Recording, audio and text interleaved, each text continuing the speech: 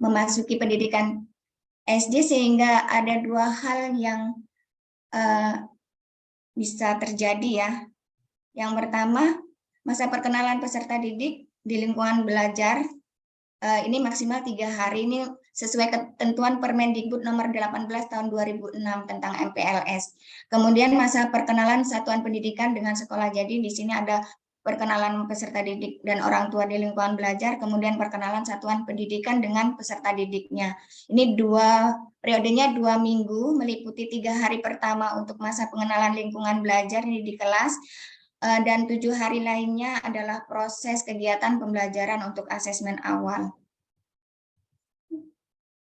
Untuk pramasa perkenalan anak orang tua dengan lingkungan belajar ini bisa dilakukan sebelum hari pertama masuk. Jadi sebelum atau pada saat hari pertama MPLS. Jadi guru kelas didorong untuk dapat membuat wadah komunikasi. Ini bisa kita lakukan dengan membuat WAG ya, WA group bersama wali murid, dan memberikan informasi terkait visi misi Bapak Ibu di kelas, bukan visi misi sekolah ya, serta kegiatan pembelajaran selama 1 semester kepada orang tua atau wali dari peserta didik, serta perannya dalam pembelajaran. Jadi sebelum masuk itu Bapak Ibu sudah harus mempersiapkan semua ini. Jadi visi misi sudah dipersiapkan, kemudian nanti disampaikan kepada orang tua atau wali murid. Kemudian guru kelas diharapkan dapat menyampaikan kepada orang tua untuk setiap harinya bertanya kepada anak. Ini untuk refleksi anak di rumah. Jadi apa kegiatan yang sudah Ananda lakukan di sekolah? Kemudian Ananda berkenalan dengan siapa saja, bagaimana perasaanmu masuk ke sekolah, apakah yang menyebabkan kamu merasakan demikian. Jadi pertanyaan-pertanyaan ini tolong Bapak Ibu sampaikan kepada orang tua agar mereka nanti setiap anak pulang bisa bertanya kepada anak-anaknya. Jadi tidak dicuekin ya Bapak Ibu ya, setelah anak-anak itu pulang dibiarkan saja. Jadi nanti biarkan anak bercerita tentang kegiatan di SD yang menyenangkan. Ternyata di SD itu tidak menakutkan seperti yang saya bayangkan, misalnya seperti itu. Ternyata di SD itu juga bermain, saya bahagia punya teman-teman yang baik, misalnya seperti itu. Jadi nanti boleh dikomunikasikan dengan Bapak Ibu di rumah. Bapak Ibu guru bisa berkomunikasi dengan orang tua untuk pertanyaan-pertanyaan ini apakah dijawab. Ini bisa digunakan sebagai asesmen awal juga. Kemudian yang perlu disiapkan untuk pramasa perkenalan anak orang tua dengan lingkungan belajar. Yang pertama, di hari pertama infokan kepada orang tua atau wali murid untuk mengantarkan anaknya ke sekolah di hari pertama. Jadi nanti anaknya harus diantarkan oleh orang tuanya. Jadi tidak dilepaskan di pintu gerbang ya Bapak Ibu ya. Jadi diantarkan, kemudian boleh masuk ke kelas di hari pertama. Kemudian sampaikan, mengantarkan anak ke sekolah adalah kesempatan untuk membangun hubungan positif antara lingkungan pendidikan di rumah dan di sekolah. Jadi lingkungan belajar itu tidak hanya di sekolah saja, bisa dijelaskan kepada orang tua. Jadi di rumah pun itu adalah lingkungan belajar bagi anak. Yang kita tahu, lingkungan belajar di rumah itu lebih banyak waktunya dibandingkan di sekolah. Jadi hal-hal seperti itu harus Bapak Ibu sampaikan kepada orang tua wali ya. Kemudian tawarkan bagi orang tua atau wali murid apakah dapat menemani anaknya di hari pertama berkegiatan. Itu kalau orang tuanya bekerja boleh ditinggal atau ditemani dengan kakaknya atau siapa saudaranya boleh. Kalaupun dia sudah mandiri boleh ditinggal. Tapi sebaiknya ada yang menemani anak di sekolah saat hari pertama berkegiatan. Kemudian membangun wadah komunikasi dengan orang tua. Jadi kita membuat WA group dengan orang tua. Kemudian menyiapkan daftar orang tua wali murid, nomor yang bisa dihubungi untuk komunikasi terkait dengan kegiatan pembelajaran. Biasanya ini saat PPDB sudah kita lakukan ya Bapak Ibu, kita sudah mencatat semua nomor yang bisa dihubungi oleh guru. Kemudian jika memungkinkan, aturlah kursi atau meja membentuk lingkaran atau kelompok-kelompok, sehingga mendorong peserta didik dan orang tua itu bisa berinteraksi dengan baik.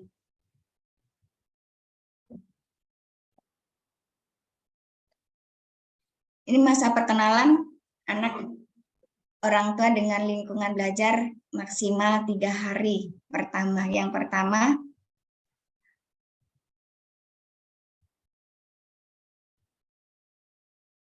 sesuai dengan Peraturan Menteri Nomor 18 Tahun 2006 tentang masa pengenalan lingkungan sekolah, kegiatan 3 hari pertama merujuk pada kegiatan wajib di dalam peraturan. Jadi kegiatan ini adalah kegiatan wajib yang ditentukan dengan maksud memastikan setiap peserta didik mendapatkan proses adaptasi yang diperlukan agar dapat berkegiatan dengan nyaman dan aman. Yang kedua, ketika anak memasuki ruangan baru yang masih gelap dan belum diketahuinya, Bapak Ibu guru di sekolah perlu memberikan cahaya penerangan yang dapat membantu anak mengenali lingkungan belajarnya. Jadi ini kamuflase ya Bapak Ibu ya, bukan cahaya yang sebenarnya, tapi memberikan ruang kepada anak, mengenalkan lingkungan belajar kepada anak. Kalau di SD itu tidak semenakutkan yang mereka pikirkan. Kemudian penguatan transisi PAUD ke SD ini tidak hanya didukung dengan praktik pembelajaran di SD dan PAUD, tetapi juga kerjasama antara pihak yang terlibat dalam penguatan transisi PAUD ke SD, termasuk pihak orang tua, serta masa perkenalan yang menjadi gerbang utama jembatan PAUD ke SD yang sedang kita bangun bersama.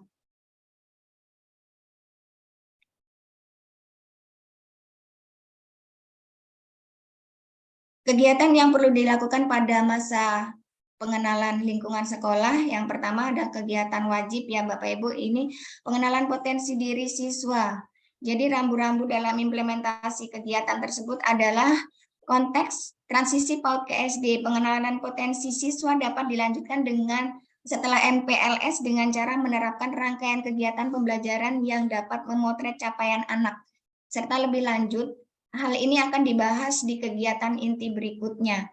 Contoh cara dalam kegiatan pengenalan potensi diri siswa baru, yaitu mengenalkan diri, memberikan kesempatan kepada setiap siswa untuk dapat menyampaikan identitas dirinya di depan kelas, misalnya nama, alamat, hobi, anggota keluarga, kemudian kebiasaan yang sering dilakukan di rumah, atau hal-hal yang lain yang ingin anak-anak sampaikan. Ini untuk melatih anak-anak percaya diri juga ya Bapak Ibu ya. Kegiatan wajib yang kedua yaitu membantu siswa baru beradaptasi dengan lingkungan sekolah dan sekitarnya, antara lain terhadap aspek keamanan, fasilitas umum, dan sarana prasarana sekolah. Ini rambu-rambu dalam implementasinya adalah tetap konteksnya transisi PAUD ke SD, jadi anak jangan langsung dikenalkan kalau SD itu menyeramkan ya Bapak Ibu, jadi harus ada hal-hal yang menyenangkan di situ. Hal ini dapat dilakukan dengan menyusun kegiatan masa perkenalan anak dengan sekolah, ya, dengan melibatkan orang tuanya sebagai pintu pertama masuk sekolah. Disarankan agar pada MPLS satuan dapat mengundang orang tua untuk mengantar anak ke sekolah setidaknya pada hari pertama. Selain agar hari pertama sekolah menjadi tempat perkenalan orang tua sebagai mitra belajar dengan guru kelas, anak pun mendapatkan penguatan dari orang tua untuk memasuki lingkungan baru sehingga tercipta rasa aman pada anak. Contohnya, pengenalan dengan kelas, misalnya alat-alat belajar, kemudian mengajak peserta didik untuk berkeliling ke seluruh area sekolah sambil menjelaskan setiap fasilitas yang ada di sekolah, sarana prasarana yang ada di sekolah, misalnya perpustakaan, kemudian alat-alat olahraga, apa saja yang bisa dilakukan di perpustakaan, kemudian misalnya ada koperasi, dikenalkan koperasinya, kemudian kantornya di mana. Jadi semua fasilitas yang ada di sekolah dikenalkan kepada anak-anak. Jadi nanti sekolah itu akan ramai ya Bapak Ibu. Guru kelas 1 akan membawa anak-anaknya keliling ke seluruh area sekolah. Jadi tidak hanya di kelas langsung belajar dengan buku-buku, tapi anak-anak diajak berkeliling dulu untuk melihat-lihat bagaimana fasilitas sekolah punya, sarana prasarana yang dimiliki oleh sekolah yang bisa digunakan oleh mereka. Kemudian peserta didik diajak mengenal semua warga sekolah, tidak terbatas pendidik, tendik, dan peserta didik lainnya, tapi juga warga lainnya, misalnya petugas kebersihan, keamanan, dan lain-lain. Kemudian nanti Bapak Ibu bisa membawa anak-anak berkenalan dengan seluruh guru yang ada di sekolah ya Bapak Ibu. Kemudian kenalkan namanya, karakternya seperti apa. Jadi nanti anak-anak biar bila bertemu dengan guru yang lain atau Pak Guru yang lain bisa menyapa mereka dan tahu namanya. Kemudian tendik misalnya petugas perpustakaan atau admin atau operator bisa dikenalkan juga ke mereka. Dan peserta didik lainnya untuk kelas lain mereka pun bisa berkenalan. Tidak hanya di kelasnya saja, tapi mereka dikenalkan dengan teman-teman mereka dari kelas lain dan kakak-kakak kelasnya juga boleh dikenalkan. Kemudian mengenalkan kegiatan pembiasaan, proses pembelajaran di SD. Misalnya kegiatan yang dilakukan mulai waktu anak datang ke sekolah hingga waktu pulang yang sesuai dengan budaya positif di sekolah. Jadi kebiasaan apa yang akan mereka lakukan setiap harinya, misalnya anak-anak disambut, kemudian langsung masuk ke kelas, kemudian apa kegiatan yang harus mereka lakukan sebelum memasuki kegiatan pembelajaran di kelas.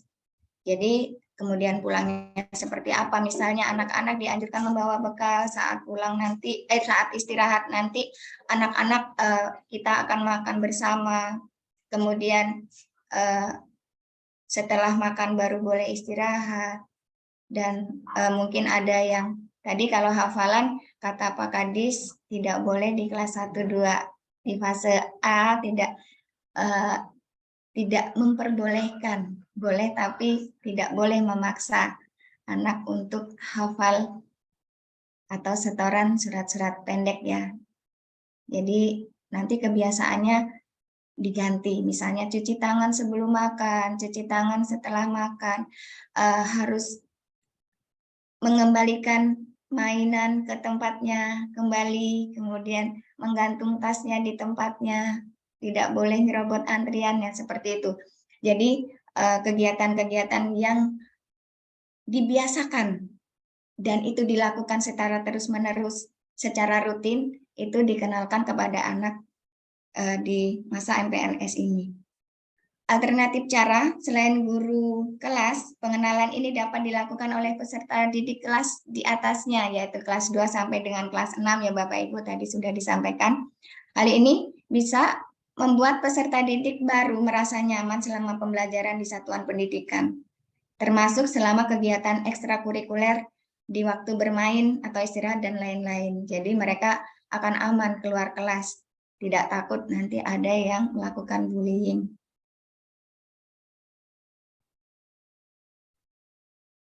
Masih masa perkenalan anak orang tua dengan lingkungan sekolah, kegiatan wajib yang selanjutnya adalah menumbuhkan motivasi, semangat, dan cara belajar efektif bagi siswa baru. Yang kedua, mengembangkan interaksi positif antar siswa dan warga sekolah lainnya. Kegiatan wajib yang selanjutnya adalah menumbuhkan perilaku positif antar lain, kejujuran, kemandirian, sikap saling menghargai, menghormati keanekaragaman dan persatuan, kedisiplinan, hidup bersih dan sehat, untuk mewujudkan siswa yang memiliki integritas, etos kerja, dan semangat gotong royong. Jadi rambu-rambu dalam implementasi kegiatan ini adalah tetap konteksnya adalah transisi PAUD ke SD, dapat dilakukan melalui pemilihan kegiatan menyenangkan agar menumbuhkan motivasi dan semangat belajar siswa, serta membangun kesepakatan kelas. Jadi nanti Bapak Ibu akan membuat keyakinan kelas dan kemudian membuat kesepakatan kelas dengan memberikan pertanyaan kepada anak-anak. Misalnya ini, Bapak Ibu guru membuat kesepakatan kelas bersama anak-anak ya. Pertanyaan yang akan disampaikan Bapak Ibu Kalau untuk kelas 1 tidak dalam bentuk tulisan, tapi dalam bentuk lisan, pertanyaan lisan. Jadi mereka mungkin nanti akan menjawabnya agak rame ya, karena anak-anak itu biasanya saut-sautan. Yang pertama, teman seperti apa yang anak-anak inginkan saat di kelas. Kemudian kelas seperti apa yang anak-anak mau. Kemudian guru seperti apa yang diinginkan oleh anak-anak. Kemudian sekolah seperti apa yang diinginkan oleh mereka. Jadi nanti dari jawaban-jawaban anak-anak tersebut, Bapak Ibu akan merangkumnya dalam kata-kata positif, dalam kalimat positif, misalnya guru dan siswa saling menyayangi, guru dan murid menjaga kebersihan kelas, dan lain sebagainya. Kemudian kesepakatan itu Bapak Ibu tulis, Bapak Ibu tuangkan dalam kertas plano, atau Bapak Ibu bisa menggunakan banner kalau mau lebih awet dibandingkan dengan kertas plano ya. Jadi nanti setelah Bapak Ibu rangkum dan ditulis di kertas plano atau dibuat banner, dihias secantik mungkin karena itu di kelas 1 ya, atau kelas 2. Kelas yang lain pun boleh ini. Kelas tinggi juga boleh, fase A, B, C boleh menggunakan ini. Disarankan menggunakan ini. Kemudian Bapak Ibu bersama murid menandatanganinya bersama. Jadi kesepakatan ini ditandatangani bersama. Untuk anak kelas 1 bisa menggunakan cap ini ya, pakai cat cair, dicap pakai jari mereka, 5 jarinya atau berapa, pakai 5 jari itu dengan cat warna-warni itu akan lebih cantik, kemudian ditandatangani oleh ibu atau bapak gurunya di kelas. Jadi kalau ada yang nanti melanggar kesepakatan itu, Bapak Ibu akan mengingatkan, kita sudah sepakat loh, tidak mengganggu teman saat belajar atau bermain. Jadi ini akan menjadi pengingat untuk anak-anak karena ini kesepakatan sudah disepakati bersama di dalam kelas.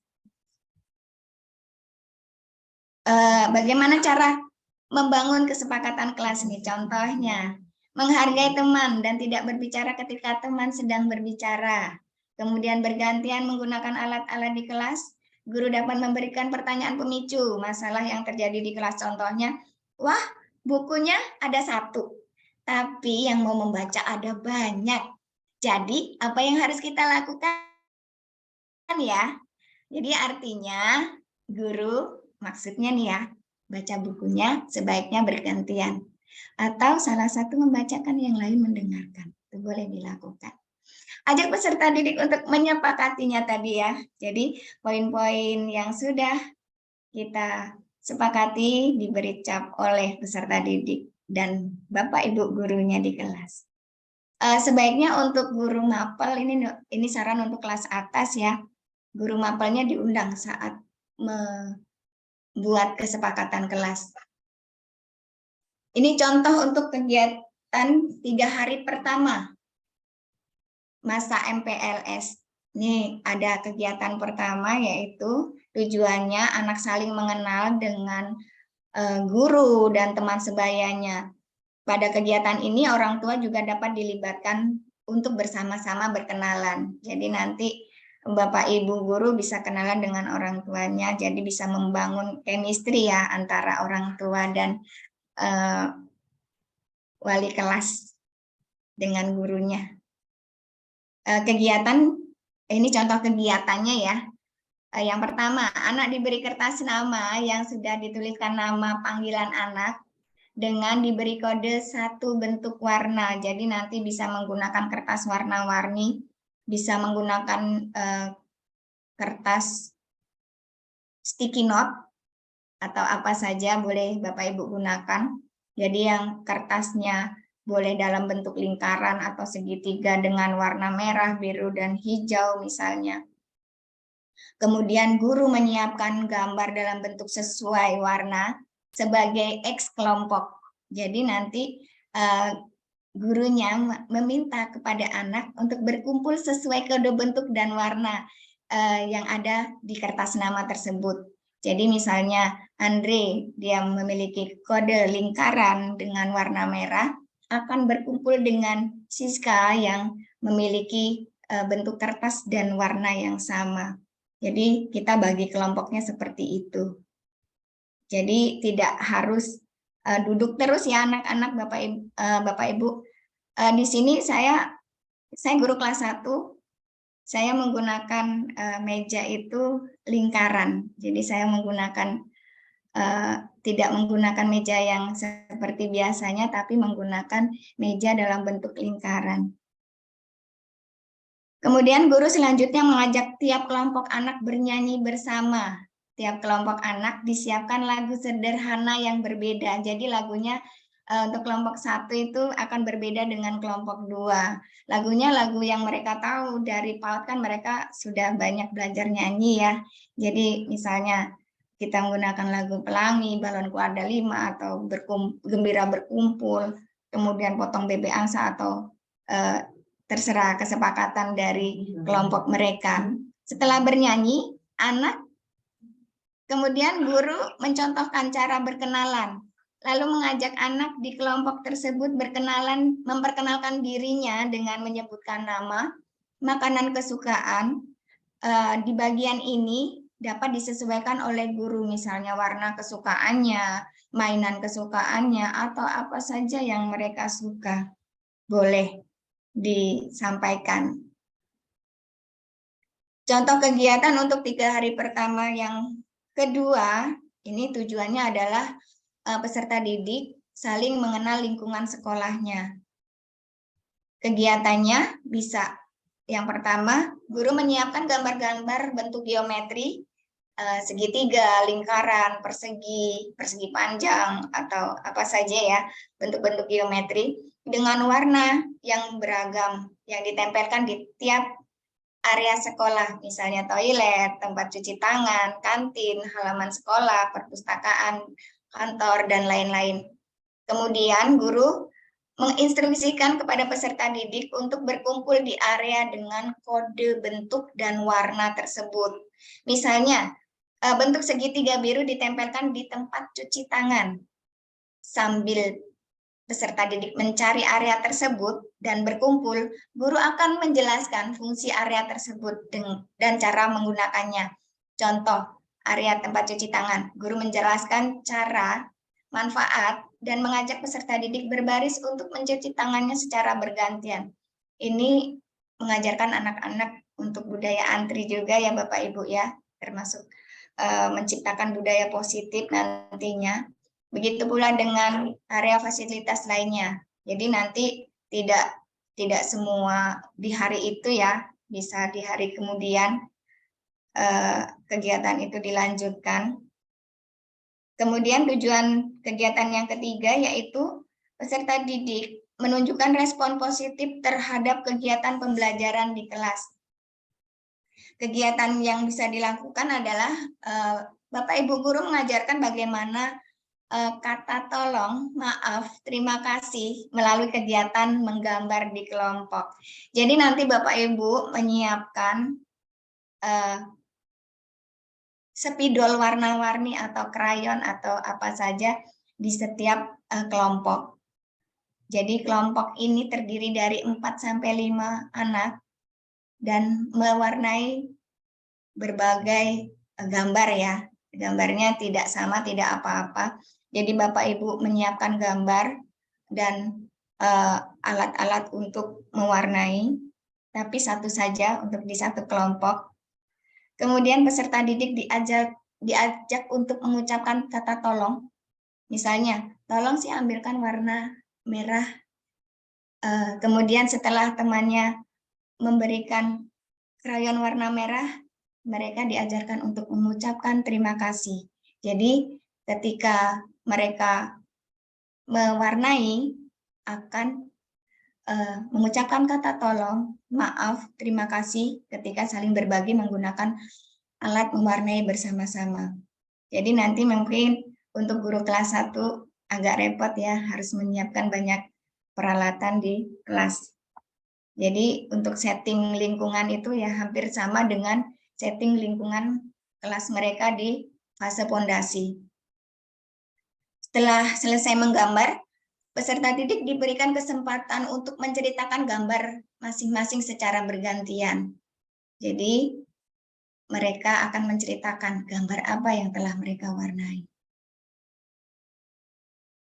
Ini praktik menyusun contoh kegiatan. Setelah 3 hari pertama, kita memberikan kesempatan bagi peserta didik untuk berkenalan dengan lingkungan belajar, maka mulai dari hari keempat hingga hari ke-10, saatnya satuan pendidikan yang berkenalan dengan peserta didik. Bagaimana caranya? Melalui rangkaian kegiatan pembelajaran yang bertujuan untuk mendapatkan potret capaian siswa dan digunakan sebagai basis rancangan kegiatan pembelajaran selanjutnya. Bagaimana caranya mendapatkan informasi tentang capaian peserta didik? Kita akan menggunakan asesmen awal, yaitu asesmen diagnostik. Kemudian asesmen awal ini adalah kegiatan yang dirasa sangat utama dalam upaya memperlancar proses transisi anak memasuki SD, baik anak yang melalui PAUD terlebih dahulu maupun yang tidak. Kegiatan ini membantu pendidik mendapatkan gambaran kemampuan fondasi yang sudah dicapai oleh peserta didik maupun yang masih perlu dikuatkan lagi di fase A. Data yang kita peroleh dari asesmen awal tersebut utamanya akan digunakan untuk merancang kegiatan pembelajaran, tidak untuk menyeleksi peserta didik ya Bapak Ibu ya. Jadi tidak memberi asesmen ini tidak digunakan untuk menyeleksi anak berdasarkan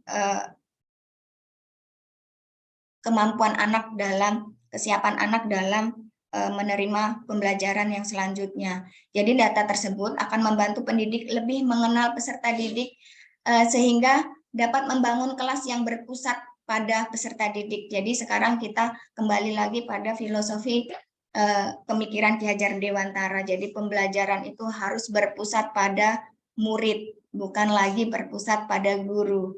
Jadi yang selama ini kita lakukan adalah teacher center. Kalau sekarang sudah berpusat kepada murid. Ini untuk menentukan strategi pengajaran, menentukan rutinitas yang paling sesuai dengan karakteristik kelas, dan menentukan prioritas perhatian pendidik tentang perkembangan setiap peserta didik atau kelasnya.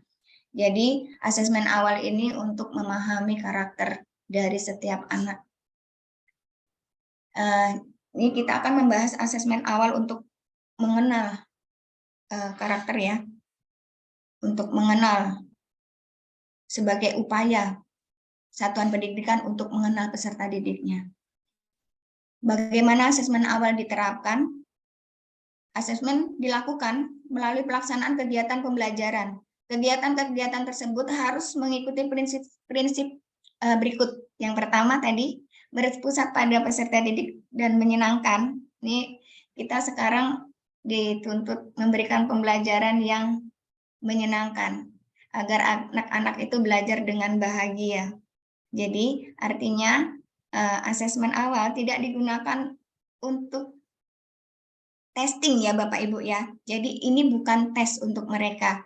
Ya, kalau kita bilang itu tes, ini bisa memicu kondisi stres pada anak-anak kita ya di kelas.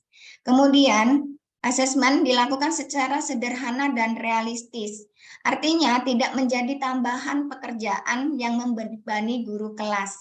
Asesmen awal dapat dilakukan sebagai kegiatan yang terintegrasi dengan kegiatan pembelajaran. Jadi mungkin ini dalam bentuk-bentuk pertanyaan sederhana yang bisa Bapak Ibu lontarkan kepada murid. Jadi tidak harus setiap hari diberi pertanyaan yang sulit ya. Jadi pertanyaan-pertanyaan sederhana dan sering dilakukan anak-anak itu bisa menjadi asesmen awal. Kemudian yang ketiga, asesmen itu bermakna, artinya hasil dan informasi yang diperoleh dari asesmen awal ini tidak sekedar menjadi kelengkapan administrasi belaka ya Bapak Ibu ya. Jadi ini digunakan benar-benar digunakan untuk membantu guru merencanakan pembelajaran untuk peserta didiknya. Jadi ini untuk menguatkan kemampuan fondasi anak tersebut. Karena tidak semua anak merasakan fase pondasi ya Bapak Ibu. Fase pondasi itu sekali lagi saya tegaskan yaitu PAUD kelompok B. PAUD kelompok B itu adalah fase pondasi. Sedangkan untuk guru kelas 1 dan 2 adalah fase A. Jadi ini adalah istilah-istilah baru dalam kurikulum Merdeka ya. Tapi tidak menutup kemungkinan kita masih ada yang menggunakan kurikulum 13. Jadi untuk transisi PAUD SD ini tidak terikat dengan kurikulum. Jadi harus dilaksanakan, memang benar-benar harus dilaksanakan, tidak hanya untuk kurikulum Merdeka atau kurikulum 13 saja. Jadi semuanya harus menerapkan ini. Apakah asesmen awal boleh menggunakan tes? Jawabannya tidak. Teknik asesmen yang digunakan oleh pendidik dalam mengumpulkan data mengenai capaian peserta didiknya adalah dengan cara observasi dan penilaian kinerja. Jadi bisa dilakukan saat kegiatan pembelajaran. Kenapa tidak boleh tes? Yang pertama, tes berpotensi menimbulkan rasa stres pada anak. Yang kedua, seperti yang sudah kita bahas di topik sebelumnya, pada masa ini, tanggung jawab agar anak dapat memiliki kemampuan tertentu bukan sepenuhnya terletak pada anak, melainkan pada tanggung jawabnya justru pada guru dan orang tua, wali murid. Jadi, untuk kemampuan tersebut, itu bukan tanggung jawab anak ya. Jadi itu adalah tanggung jawab guru dan orang tuanya. Artinya di titik ini hak anak adalah mendapatkan pembinaan, bukan pelabelan. Jadi kita sudah tidak boleh melabeli anak. Kemudian karena berpusat pada niat untuk membina, maka segala bentuk asesmen yang digunakan fungsinya adalah untuk merancang kegiatan pembelajaran berikutnya yang lebih baik.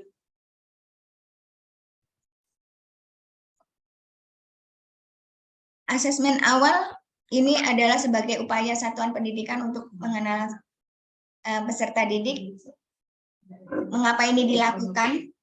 Yang pertama, pembelajaran yang masih belum berkesinambungan antara PAUD dan SD pada fase A. Sehingga diperlukan cara untuk mengetahui kelanjutan tahapan kemampuan peserta didik dalam 6 aspek fondasi setelah masa PAUD memasuki SD. Sebelum kegiatan pembelajaran dilaksanakan.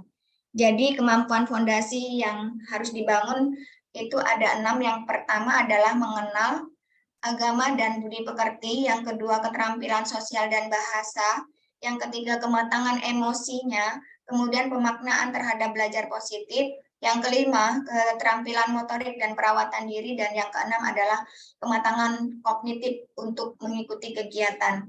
Jadi kemampuan fondasi ini dibangun secara berkesinambungan melalui lingkup pembelajaran di PAUD hingga lingkup pembelajaran di SD kelas awal sampai dengan kelas 2 ya Bapak Ibu ya di fase A. Serta dapat dipayungi oleh standar kompetensi lulusan anak usia dini atau STT-PA. Siapa yang melakukan asesmen awal dalam konteks penguatan transisi PAUD ke SD? Yang melakukan asesmen awal adalah guru kelas 1 SD. Namun prinsip asesmen awal yang diterapkan dapat digunakan juga oleh guru PAUD untuk menerapkan asesmen awal. Jadi asesmen awal ini dilakukan oleh guru SD kelas 1. Kemudian kapan asesmen awal diterapkan? Asesmen awal dapat dilakukan pada hari keempat setelah masa MPLS berakhir dengan durasi yang disarankan tidak lebih dari 2 minggu pertama.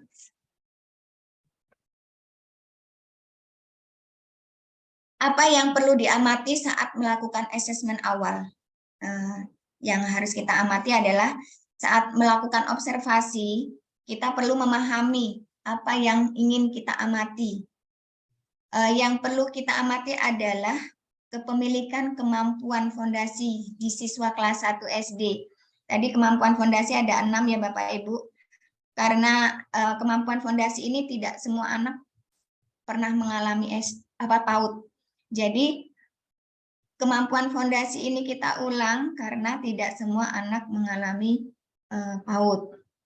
Makanya kemampuan fondasi ini harus dilaksanakan oleh guru kelas 1.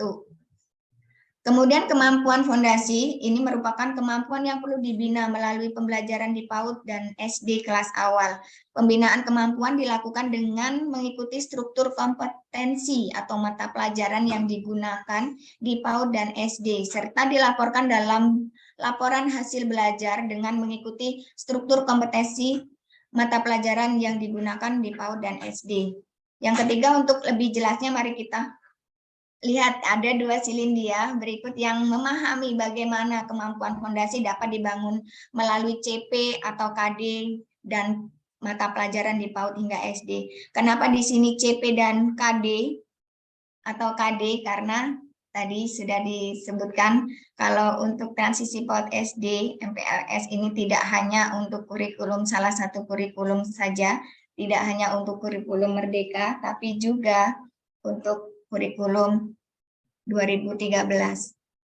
Silindia yang pertama adalah mengidentifikasi kemampuan yang perlu dimiliki anak dari tiap aspek kemampuan fondasi. Jadi untuk mengidentifikasi kemampuan yang perlu dimiliki anak dari setiap aspek kemampuan fondasi. Tadi ada 6 ya Bapak Ibu ya. Sedangkan silindia yang kedua untuk mengidentifikasi cara kemampuan tersebut dibangun melalui struktur CP atau KD dan mata pelajaran dari PAUD hingga SD. Nah, di sini untuk MAPAL SD ya, untuk kurikulum 2013 dan 2000 kurikulum Merdeka.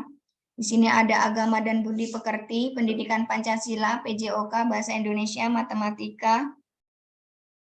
Kemudian ada kalau di kurikulum Merdeka ada IPAS, kemudian ada seni budaya. Kalau untuk kurikulum 13 tidak ada IPAS ya. Kemudian seni budaya ini SBDP. Jadi di sini tadi sudah disebutkan ini adalah aspek dari kemampuan fondasi yang harus kita perhatikan. Yang pertama, mengenal nilai agama dan budi pekerti. Di sini anak mengenali nama Tuhannya serta simbol keagamaan dan kemudian memahami bahwa makhluk hidup di sekitarnya seperti manusia, tanaman di sekitar rumah, binatang serta semuanya itu adalah ciptaan Tuhan. Kemudian kemampuan anak untuk menyebutkan contoh perilaku yang tergolong baik. Ini terkait dengan nilai agama dan budi pekerti. Untuk kematangan emosi yang cukup untuk kegiatan di lingkungan belajar, nih contohnya adalah kemampuan mengelola emosi dan rasa positif mengenai dirinya. Kemudian kesadaran dirinya adalah bagian dari komunitas sekolah. Jadi anak-anak diberikan pemahaman agar dirinya sadar kalau mereka adalah bagian dari komunitas sekolah. Kita adalah satu keluarga dalam sebuah lembaga sekolah, misalnya SD Negeri 1 Sidoarjo. Jadi mereka adalah bagian dari komunitas itu. Kemudian kesadaran bahwa ketika ia berada pada tempat yang berbeda, maka ada aturan dan kebiasaan yang berbeda yang patut diperhatikan. Jadi di setiap tempat itu memiliki aturan dan kebiasaan yang berbeda dan mereka harus menyadari hal tersebut. Kemudian keterampilan sosial dan bahasa yang memadai untuk berinteraksi sehat dengan teman sebaya dan individu lainnya. Di sini contohnya adalah kesadaran pentingnya menghargai sesama dan kemampuan untuk berempati, kemudian kemampuan menyimak, kemampuan untuk mengutarakan gagasan. Ini berhubungan dengan bahasa Indonesia. Kemudian pemaknaan terhadap belajar yang positif. Jadi anak-anak mampu melihat belajar sebagai pengalaman yang menyenangkan. Jadi Bapak Ibu dilarang untuk, tadi Pak Kadis sudah menyebutkan ya. Jadi di SD kelas 1 dan 2 itu kegiatannya hampir mirip dengan anak-anak di TK. Jadi nanti Bapak Ibu tidak boleh memberikan buku yang harus membaca, belajar baca dengan cara menulis, itu tidak. Jadi menggunakan alat-alat peraga yang bisa Bapak Ibu gunakan untuk memberikan kegiatan pembelajaran. Jadi kegiatan yang ada di kelasnya Bapak Ibu itu akan menyenangkan dan anak-anak itu belajar dengan sangat-sangat bahagia. Jadi nanti mereka akan ketagihan untuk sekolah, tidak takut sekolah. Jadi rugi. Kalau aku nggak sekolah nanti aku nggak bisa main sama bu guru, nggak bisa main sama teman-teman. Padahal dalam permainan itu ada pembelajaran yang mereka dapatkan. Kemudian mampu melihat manfaat dari kegiatan belajar tersebut. Jadi untuk pemanaan belajar yang positif ini kita usahakan untuk sekarang tidak hanya di fase A ya Bapak Ibu ya. Fase B dan C pun kita harus berusaha memberikan pengalaman pembelajaran yang menyenangkan dan belajar dengan bahagia. Jadi anak-anak itu belajar dengan bu gurunya itu sudah tidak takut-takut lagi. Jadi sekolah itu adalah candu untuk mereka. Kemudian dan mereka akan merasa rugi kalau nggak ketemu sama bu guru, pak guru di sekolah itu rugi. Jadi nanti pak guru dan bu gurunya dicintai banyak sama anak-anaknya. Kemudian pengembangan keterampilan motorik dan perawatan diri yang memadai untuk dapat berpartisipasi di lingkungan sekolah secara mandiri. Di sini berkaitan dengan kepemilikan kemampuan motorik kasar maupun motorik halus. Di sini nih dari PAUD nih sudah diajarkan ya. Ini adalah aspek yang mereka pelajari, kemampuan motorik kasar maupun motorik halus. Kemudian rasa syukur telah diciptakan oleh Tuhan Yang Maha Esa yang terampil dalam perilaku-perilaku positif seperti menjaga kebersihan diri, kesehatan diri, serta keselamatan diri. Jadi ini untuk keselamatan diri ini misalnya kita sering kali ya melihat anak-anak itu di sekolah kalau keluar kelas ada yang tidak pakai sepatu. Jadi nah di sini nanti Bapak Ibu bagaimana caranya anak itu disiplin keluar kelas memakai sepatu, bagaimana caranya? Ya. Kemudian kesehatan diri ini dengan mencuci tangan sebelum makan, kemudian tidak makan makanan yang berbahaya bagi kesehatan, kemudian selalu membersihkan meja setelah makan, alat-alat makannya dirapikan kembali, itu menjaga kebersihan diri. Kemudian yang ketiga, masih pengembangan keterampilan motorik dan perawatan diri, ini yang ketiga adalah kepemilikan keterampilan untuk menjaga keselamatan diri. Jadi tadi sudah disebutkan ya, bisa hal-hal sederhana tapi melindungi kaki ya, itu pakai sepatu keluar kelas. Kadang-kadang anak males karena sepatunya memakai tali misalnya, tapi itu dibiasakan anak-anak tidak nyeker ya Bapak Ibu ya keluar kelasnya. Kemudian kematangan kognitif yang cukup untuk melakukan kegiatan belajar seperti dasar literasi, numerasi, serta pemahaman dasar mengenai cara dunia bekerja. Ini berkaitan dengan kreativitas dan kemampuan literasi dan pramatematika untuk memecahkan masalah di lingkungan kehidupan sehari-hari. Kemudian kemampuan dan keterampilan untuk memperoleh pengetahuan mengenai objek, fenomena alam, dan fenomena sosial melalui pengamatan eksplorasi untuk kemudian diutarakan melalui bahasa atau media sederhana. Jadi untuk sebenarnya di sini ada 7 modul ya Bapak Ibu ya yang bisa saya bagikan pengalamannya. Tapi karena waktu jadi hanya MPLS saja untuk sesi ini. Jadi sebenarnya MPLS ini ada di modul 2 yaitu wajah lingkungan belajar di SD dan PAUD yang mendukung transisi PAUD SD. Nah, MPLS ini ada di modul tersebut. Sedangkan modul 3-4 itu adalah literasi dan numerasi. Itu kita akan dikenalkan pada cara membangun kemampuan literasi numerasi, kematangan emosi dan berkegiatan di lingkungan belajar, dan kemampuan fondasi lainnya secara holistik dan bertahap. Dan dilakukan melalui kegiatan pembelajaran serta praktek asesmen yang sesuai dengan anak pada masa transisi PAUD SD. Jadi untuk di sini tidak kita bahas ya.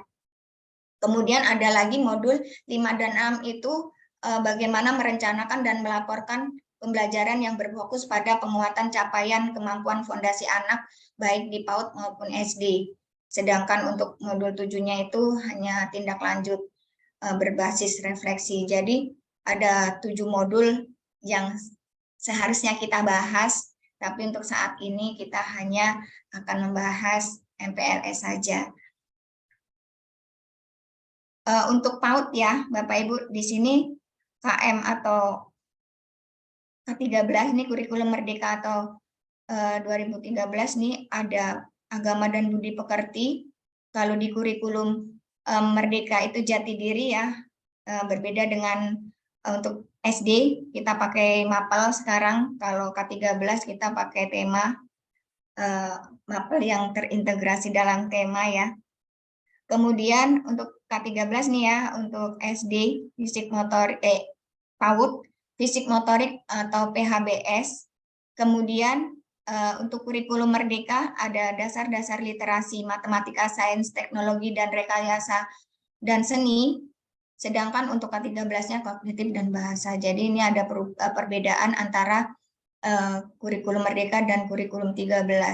Untuk fase fondasi sepertinya sekarang PAUD fase fondasi sudah menerapkan kurikulum merdeka, berubah ya semuanya ya.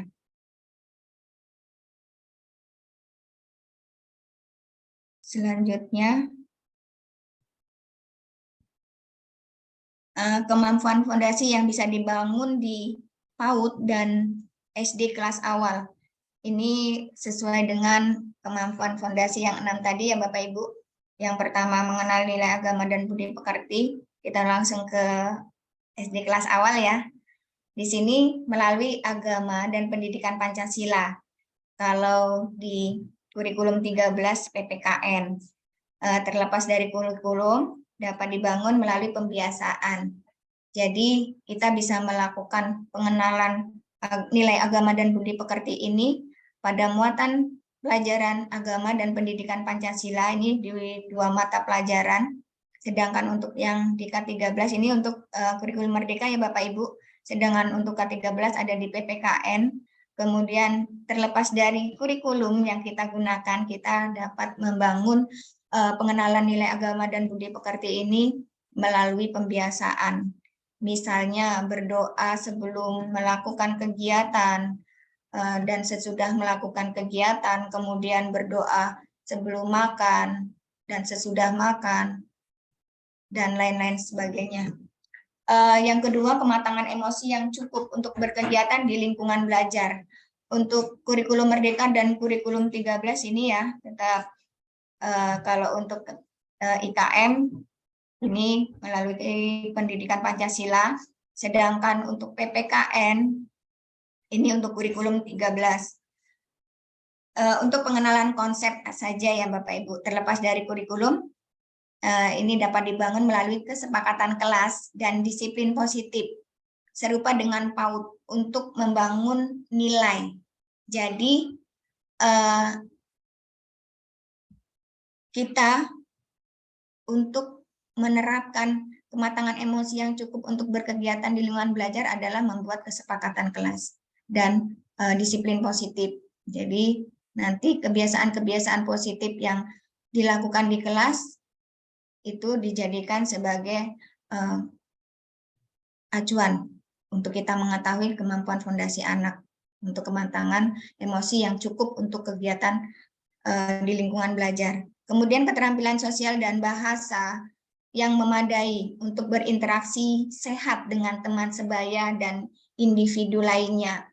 Ini terlepas dari kurikulum ya, kurikulum 2013 maupun kurikulum merdeka dapat dibangun melalui kesepakatan kelas yang telah kita buat tadi. Kemudian pada kurikulum yang menerapkan kurikulum merdeka dan kurikulum 13, kita bisa menggunakan ini pada pendidikan Pancasila dan PPKN, serta bahasa Indonesia untuk pengenalan secara konsep dan keterampilan. Kemudian pemaknaan terhadap belajar yang positif. Ini untuk di PAUD dan di SD ini dilakukan sama ya. Ini terlepas dari kurikulum, baik yang bukan untuk yang berkaitan dengan kurikulum. Jadi ini dibangun melalui pemilihan kegiatan pembelajaran yang memberikan pengalaman menyenangkan, serta interaksi pendidik yang memberikan dukungan afektif, serta komunikasi yang positif. Ini tidak menghardik, tidak marah-marah ya Bapak Ibu ya, dan tidak memberi label pada anak. Jadi pelabelan ini sebaiknya tidak kita lakukan, sudah tidak dipakai lagi untuk pelabelan. Mungkin Bapak Ibu bertanya ya, pelabelan itu katanya seperti apa sih? Jadi ada kata-kata yang harus kita hindari agar kita tidak memberikan pelabelan terhadap anak. Jadi mindsetnya kita memang harus kita ubah. Untuk yang selanjutnya, pengembangan keterampilan motorik dan perawatan diri yang memadai untuk dapat berpartisipasi di lingkungan sekolah secara mandiri. Jadi untuk kurikulum 13 dan kurikulum Merdeka ini ada di muatan pelajaran PJOK ya, untuk keterampilan motorik dan perawatan diri. Untuk kelas 1, PJOK-nya masih dipegang oleh guru kelas atau guru PJOK khusus. Kalau di saya masih guru kelas. Terlepas dari kurikulum, dapat dibangun melalui pembiasaan di kelas. Jadi sama ya, ini menggunakan pembiasaan-pembiasaan. Untuk yang tadi, pelabelan itu kita tidak lagi menggunakan kata siap dan belum siap.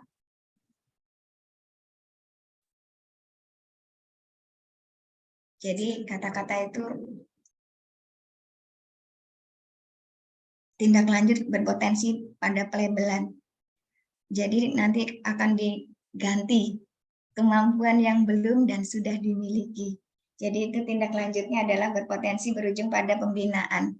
Jadi nanti Bapak Ibu tidak lagi berbicara tentang anak ini siap atau belum siap dalam mengikuti kegiatan, tapi diganti dengan kemampuan yang belum dan sudah dimiliki.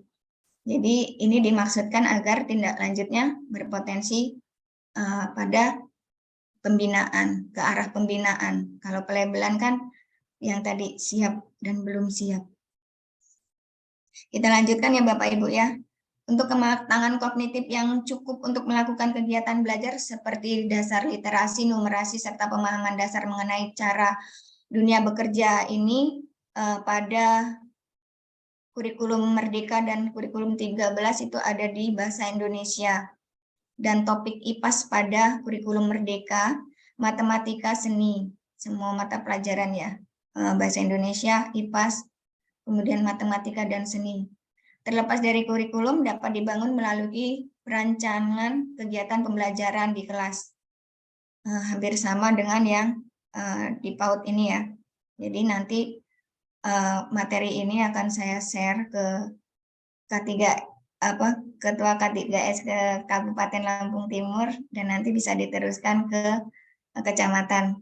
Jadi nanti saya kirim ke Pak Wayan dan nanti bisa dipelajari lebih lanjut oleh Bapak Ibu.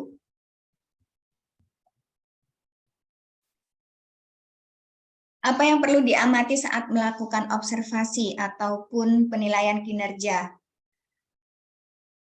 Untuk mempermudah proses identifikasi, Kementerian sudah menyusun contoh perilaku atau kemampuan yang teramati dari keenam aspek fondasi tadi ya Bapak Ibu ya. Seperti yang sudah kita lihat tadi, butir-butir tadi sudah saya sebutkan ya 6 aspek fondasi yang akan memandu proses pengambilan informasi bagian dari asesmen awal pembelajaran. Kita tadi sudah menyebutkan aspek-aspek dari kemampuan fondasi, ada 6 tadi, yaitu mengenal agama dan budi pekerti, keterampilan sosial dan bahasa, kematangan emosi, pemaknaan terhadap belajar positif, keterampilan motorik dan perawatan diri, dan kematangan kognitif untuk mengikuti kegiatan. Satuan pendidikan dapat menambahkan contoh lain yang dirasa relevan. Contohnya, ini aspek kemampuan fondasi yang pertama, terus kemudian ini butir-butir contoh perilaku dan dari aspek fondasi tersebut ya. Ini mengenal konsep Tuhan yang Maha Esa dan mengetahui kegiatan ibadah sesuai dengan agama dan kepercayaannya, kemudian bersedia menjalin interaksi dengan teman sebaya. Kemudian yang kedua, keterampilan sosial dan bahasa yang memadai untuk berinteraksi sehat dengan teman sebaya dan individu lainnya. Itu ini anak-anak bisa minta tolong, mengucapkan kata tolong, kemudian mengucapkan maaf dan terima kasih saat diberi atau diberi bantuan, diberi sesuatu atau diberi bantuan oleh temannya atau gurunya. Kemudian kematangan emosi yang cukup untuk berkegiatan di lingkungan belajar. Ini contoh butir perilakunya adalah mampu menunggu, kemudian dapat mempertahankan perhatian untuk mengikuti kegiatan di kelas dalam rentang waktu yang sesuai dengan usianya. Di sini anak fokus atau tidak ya Bapak Ibu ya. Jadi itu termasuk dari kematangan emosi.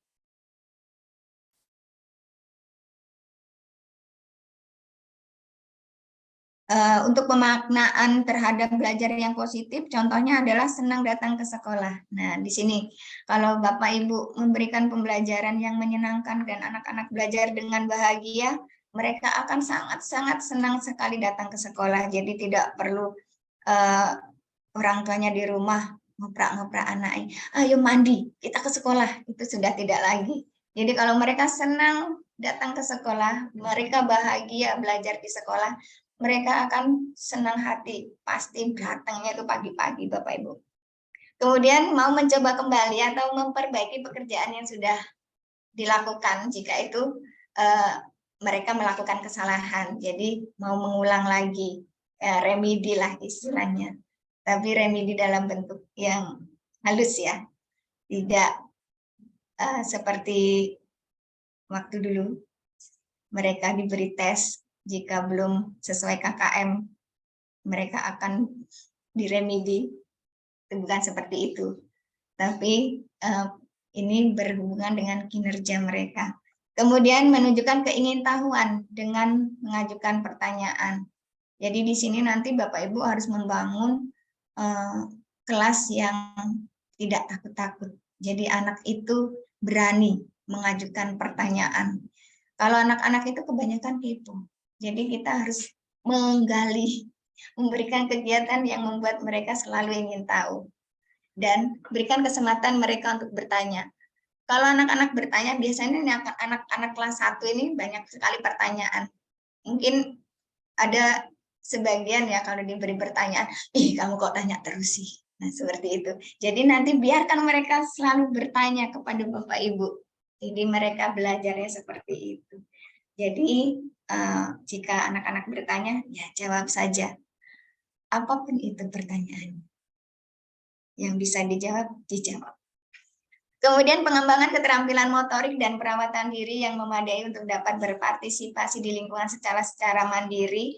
Ini mampu mengelola barang-barang milik pribadi yang dibawa ke sekolah. Jadi misalnya membereskan tasnya, kemudian meletakkan sepatunya di rak sepatu, kemudian membereskan alat makannya, kemudian menempatkannya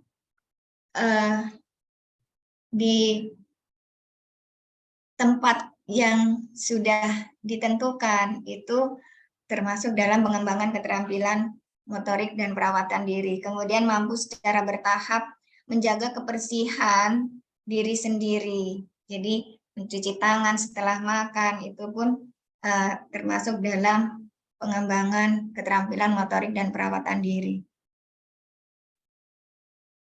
Kemudian kematangan kognitif yang cukup untuk melakukan kegiatan belajar, seperti kepemilikan dasar literasi, numerasi, serta pemahaman dasar mengenai cara dunia bekerja. Ini contoh perilakunya, butir perilakunya, mampu menyimak dan menyampaikan gagasan sederhana. Jadi nanti kalau Bapak Ibu menemukan siswa yang kritis, kemudian mau memberikan ide-ide, jangan dimarahin. Jangan dibilang kamu cerewet amat sih nak, gitu. Jangan ya Bu ya. Kemudian menyadari keterhubungan antara simbol angka dengan kata dan bilangan. Jadi nanti untuk pembelajaran di kelas 1 itu akan hampir-hampir mirip dengan kelas di TK ya, di fase pondasi. Misalnya angka 5, kemudian number sense, ada titik-titik 5 atau ada barang gambar 5, seperti itu mereka menghubungkan, misalnya seperti itu. Kemudian mampu membilang jumlah benda atau objek menggunakan angka sebagai simbol jumlah objek atau benda. Kemudian memahami kosakata konsep waktu. Sekarang, nanti, kemarin, hari ini, besok, lama, sebentar, pagi, siang, dan malam. Jadi mereka mengetahui konsep-konsep dari waktu. Berikut adalah langkah dalam menyusun penerapan asesmen awal di 2 minggu pertama di awal tahun ajaran baru bagi kelas 1 SD. Yang pertama, tentukan aspek kemampuan fondasi yang ingin Bapak Ibu pantau ya. Langkah pertamanya adalah ini. Ini dapat lebih dari 1. Jadi aspek-aspek apa saja yang ingin Bapak Ibu lihat untuk asesmen tadi ya. Kemudian langkah yang kedua, rancangan kegiatan yang dapat digunakan untuk mengamati perilaku tersebut. Ini bisa lebih dari 1. Kemudian langkah yang ketiga, identifikasi mata pelajaran yang digunakan. Ini juga boleh lebih dari 1. Kemudian langkah keempat, didokumentasikan informasi tersebut dalam lembar observasi. Bapak Ibu tidak harus merekap informasi per anak, serupa dengan prinsip asesmen formatif, informasi dapat berupa kemampuan peserta didik secara umum, serta catatan khusus untuk tindak lanjut seperti peserta didik yang perlu pendampingan lebih lanjut. Ini contohnya kayak PB ya, kalau di nilai kita kan ada sangat baik, berkembang sangat baik, berkembang sesuai harapan, kemudian mulai berkembang dan perlu bimbingan. Nah, ini catatan khusus untuk tindak lanjut ini untuk anak-anak yang perlu pendampingan atau butuh bimbingan. Yang kelima, identifikasi pertimbangan yang perlu masuk ke dalam rancangan kegiatan pembelajaran ke depan. Ini waktunya hampir habis, ngebut saja ya Bapak Ibu ya. Ini berikut instrumen asesmen awal. Contohnya seperti ini. Jadi ini ada mata pelajaran, kemudian jumlah peserta didiknya, aspek kemampuan fase pondasi apa yang diamati, contoh perilakunya apa, kemudian rancangannya seperti apa, catatannya seperti apa, kemudian rancangan kegiatan pembelajaran ke depan yang perlu dipertimbangkan itu seperti apa. Jadi hanya catatannya seperti ini ya Bapak Ibu, ini contohnya. Nih, mata pelajaran PJOK dan Bahasa Indonesia durasinya dalam waktu 2 hari, jumlah anaknya 28 anak dalam kelas, kemudian ini aspeknya, ada 2 aspek yang diamati, kemudian contoh perilakunya ini, nanti bisa saya share ya Bapak Ibu ya. Kemudian nih misalnya, untuk tindak lanjutnya, yang perlu pertimbangan, lebih banyak permainan yang menguatkan kemampuan menyimak anak. Jadi misalnya, ini karena apa nih? Koordinasi gerak, ada beberapa anak yang kesulitan menyimak dan terus gagal dalam mengikuti instruksi walaupun sudah disampaikan 3 kali berturut-turut. Jadi ini tindak lanjutnya seperti ini. Demikian tadi Bapak Ibu, ini waktunya terbatas jadi tidak bisa berbicara panjang lebar. Di sini misi dari Transisi PAUD SD adalah PAUD berkualitas, PAUD itu penting, Transisi PAUD SD, SD kelas awal merdeka belajar dan merdeka mengajar. Terima kasih untuk perhatiannya, dan yang terakhir adalah belajar dengan bahagia. Terima kasih banyak, mohon maaf atas kesalahan saat menyampaikan. Saya akhiri, Assalamualaikum warahmatullahi wabarakatuh. Waalaikumsalam. Luar biasa Ibu Farida penyampaian materinya, Bapak Ibu guru kelas 1 dan 2 yang berbahagia. Tadi barusan narasumber telah menjelaskan panjang lebar. Sekiranya nanti ada hal yang mungkin belum jelas, nanti ada sesi tanya jawab kurang lebih 25 menit. Ya, nanti akan kita bagi sesi. Tapi sebelumnya saya perjelas dulu dengan Ibu hostnya, Bu Siti. Ini Pak Kabit bisa ngasih sambutan tidak? Iya, Pak. Halo, Halo, bisa. Pak Kabit enggak? Pak Kabit ada, udah dibuka, ada di ruangan Zoom. Oke, saya buka, Pak. Ya, silakan saya serahkan dulu kepada Ibu host untuk melanjutkan untuk terkait sambutan untuk Pak Kabit Digdas.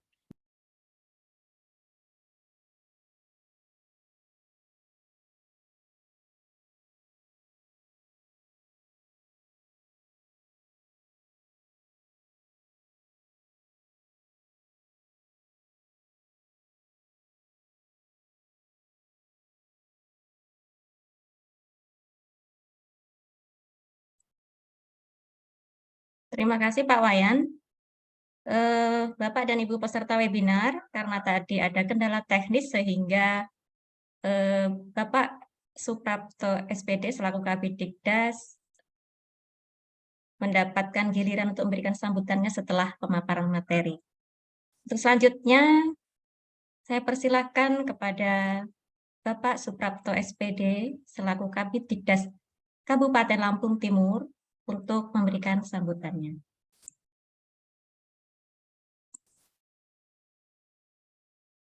Ini sudah saya, ya, sudah. Halo, selamat pagi untuk semuanya. Selamat- Apakah sudah ya. bisa Selamat pagi, Pak. didengar? Bisa, Oh, ya. Pak. Ya. Oke, ya. Mohon maaf sebelumnya saya baru bisa hadir di sini karena tadi di perjalanan, kemudian saat ini juga masih memimpin rapat di UPTD SMP Negeri 1 Bandar Sri Bawono. Tapi saya selalu menyimak apa yang disampaikan oleh baik narasumber, Pak Kadis maupun saudara moderator. Baik, sebelumnya saya akan mengucapkan Assalamualaikum warahmatullahi wabarakatuh. Yang saya hormati seluruh peserta, khusus Ketua K3S yang pada kesempatan ini memfasilitasi kegiatan Zoom meeting ini, kemudian Ibu Kabid PAUD yang pada kesempatan ini juga ikut bergabung, kemudian Kepala Sekolah, kepada seluruh Dewan Guru kelas bawah atau kelas 1 dan kelas 2 yang aktif dalam mengikuti kegiatan ini. Tadi saya menyimak terkait dengan pesan khusus dari Bapak Kepala Dinas bahwa masa transisi pendidikan PAUD ke jenjang SD yang menyenangkan ini harus betul-betul kita laksanakan sesuai dengan aturan. Kemudian dari apa yang disampaikan oleh narasumber yang cukup dan dilaksanakan. Pada prinsipnya kami selaku Kabid Digdas yang menaungi pendidikan sekolah dasar dengan adanya paradigma kegiatan yang baru ini untuk disukseskan, artinya paradigma yang telah dilakukan pembaharuan oleh pihak Kementerian Pendidikan dan Ristek dan Teknologi ini bisa berjalan dengan baik. Kemudian juga pada masa MPLS yang kurang lebih dilaksanakan di awal tahun pelajaran, diharapkan bisa dilaksanakan selama 2 minggu. Ini disarankan bisa dilaksanakan dengan baik. Kemudian juga menekankan kepada guru yang mengampu atau mengajar di kelas 1 untuk bisa memahami karakter peserta didik baru yang dari PAUD ke SD ini untuk mengenal lebih luas, mulai dari sarana, prasarana, lingkungan sekolah, kemudian juga situasi geografis daripada satuan pendidikan. Tadi Pak Kadis juga memberikan contoh, kalau ada sekolah-sekolah yang mungkin daerah-daerah yang berbatasan dengan daerah bahaya, misalkan sungai, kemudian hal-hal jalan raya, ini mohon perhatian khusus kepada Bapak Ibu guru kelas 1 untuk memahaminya. Kemudian juga saya memesan kepada seluruh Dewan Guru untuk bisa ikut aktif apa yang menjadi acuan pada kesempatan pagi ini, dan bagi teman-teman yang tidak ikut karena ini hanya kuotanya 500, masih banyak sekolah-sekolah yang belum bisa bergabung, ini mohon kiranya bisa didiseminasikan melalui kecamatan masing-masing untuk disebarluaskan informasi ini kepada seluruh satuan pendidikan agar melaksanakan pendidikan transisi PAUD ke SD ini yang menyenangkan. Selanjutnya yang terakhir, Bapak Ibu sekalian, kegiatan ini merupakan tindak lanjut dari pertemuan yang awalnya di kegiatan di Jakarta yang dihadiri oleh Ibu Kabid PAUD, kemudian dilaksanakan workshop di Kabupaten yang diikuti oleh K3S dan beberapa pengawas bina, maka tindak lanjutnya adalah pada kesempatan hari ini kita secara massal, secara masif melalui daring untuk bisa menyebarluaskan informasi terkait dengan masa transisi pendidikan PAUD ke SD ini. Sekali lagi saya ucapkan terima kasih kepada narasumber yang telah memberikan paparannya, mudah-mudahan bisa diterima dan dilaksanakan dalam pelaksanaan kegiatan MPLS yang akan datang. Untuk itu cukup sekian dan saya akhiri. Wassalamualaikum warahmatullahi wabarakatuh.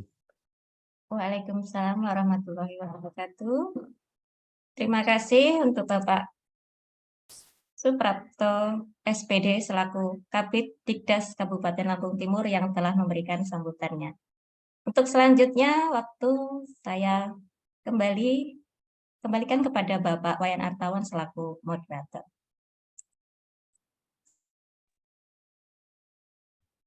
Ya, terima kasih Bu Siti selaku host. Bapak Ibu Dewan Guru, Guru kelas 1 dan kelas 2, mohon izin Pak Kabid dan Ibu Kabid, saya memandu untuk kegiatan tanya jawab ini. Tapi sebelumnya khusus untuk Ibu narasumber, Bu Farida, tolong materi tadi ada beberapa pesan di ini ada menyampaikan Pak materinya dibagi. Nah, tolong nanti materi yang Ibu paparkan tadi mungkin nanti bisa dipakai kawan-kawan yang lain yang mungkin ada beberapa dari sekolah yang belum bisa masuk Zoom karena keterbatasan 500. Cuman kemarin sebenarnya sudah saya sampaikan ke K3S masing-masing kecamatan untuk mengatur beberapa titik, ya kita catat 18 titik untuk setiap kecamatan supaya 500 mungkin sekolah bisa masuk di webinar ini. Tapi walaupun begitu, saya harap Bu Farida untuk segera untuk mengirimkan materi yang mungkin nanti bisa didesiminasikan ke sekolah-sekolah yang belum ikut kegiatan webinar. Bapak Ibu, guru kelas 1 dan kelas 2, dipersilakan kita bagi 3 sesi. Sesi pertama itu 3 pertanyaan. Mungkin dari paparan Ibu Farida tadi ada mungkin hal yang belum dipahami, monggo untuk guru kelas 1 dan 2. Silakan Bu. 3 pertanyaan. Sesi pertama. Halo Ibu Siti, tolong dibuka yang raise hand. Tolong Bapak Ibu. Silakan raise hand ya. Tahu nggak raise hand-nya? Di bagian reaction ya Bapak Ibu ya. Reaction itu diklik. Di bawah ada reaksi itu. Bapak Ibu klik. Diklik kemudian raise hand. Atau boleh di kolom chat kalau memang tidak bisa raise hand. Silakan Bapak Ibu, karena kalau ini dibuka semua bengung. 500 nggak karu-karuan nanti suaranya. Silakan Bapak Ibu. Guru kelas 1 dan 2, mungkin Bapak Ibu kepala sekolah atau K3S ada yang mau disampaikan ataupun pertanyaan. Monggo. Izin bertanya, Bu. Ibu Hanifiah. Hanifiah, Bu Siti, tolong dibuka. Hanifiah. Baik, Pak. Hanifi.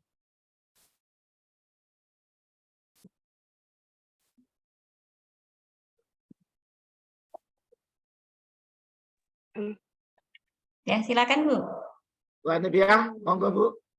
Ya, selamat pagi Bapak Ibu semuanya. Sebelumnya terima kasih atas ilmu yang telah diberikan pada pagi hari ini.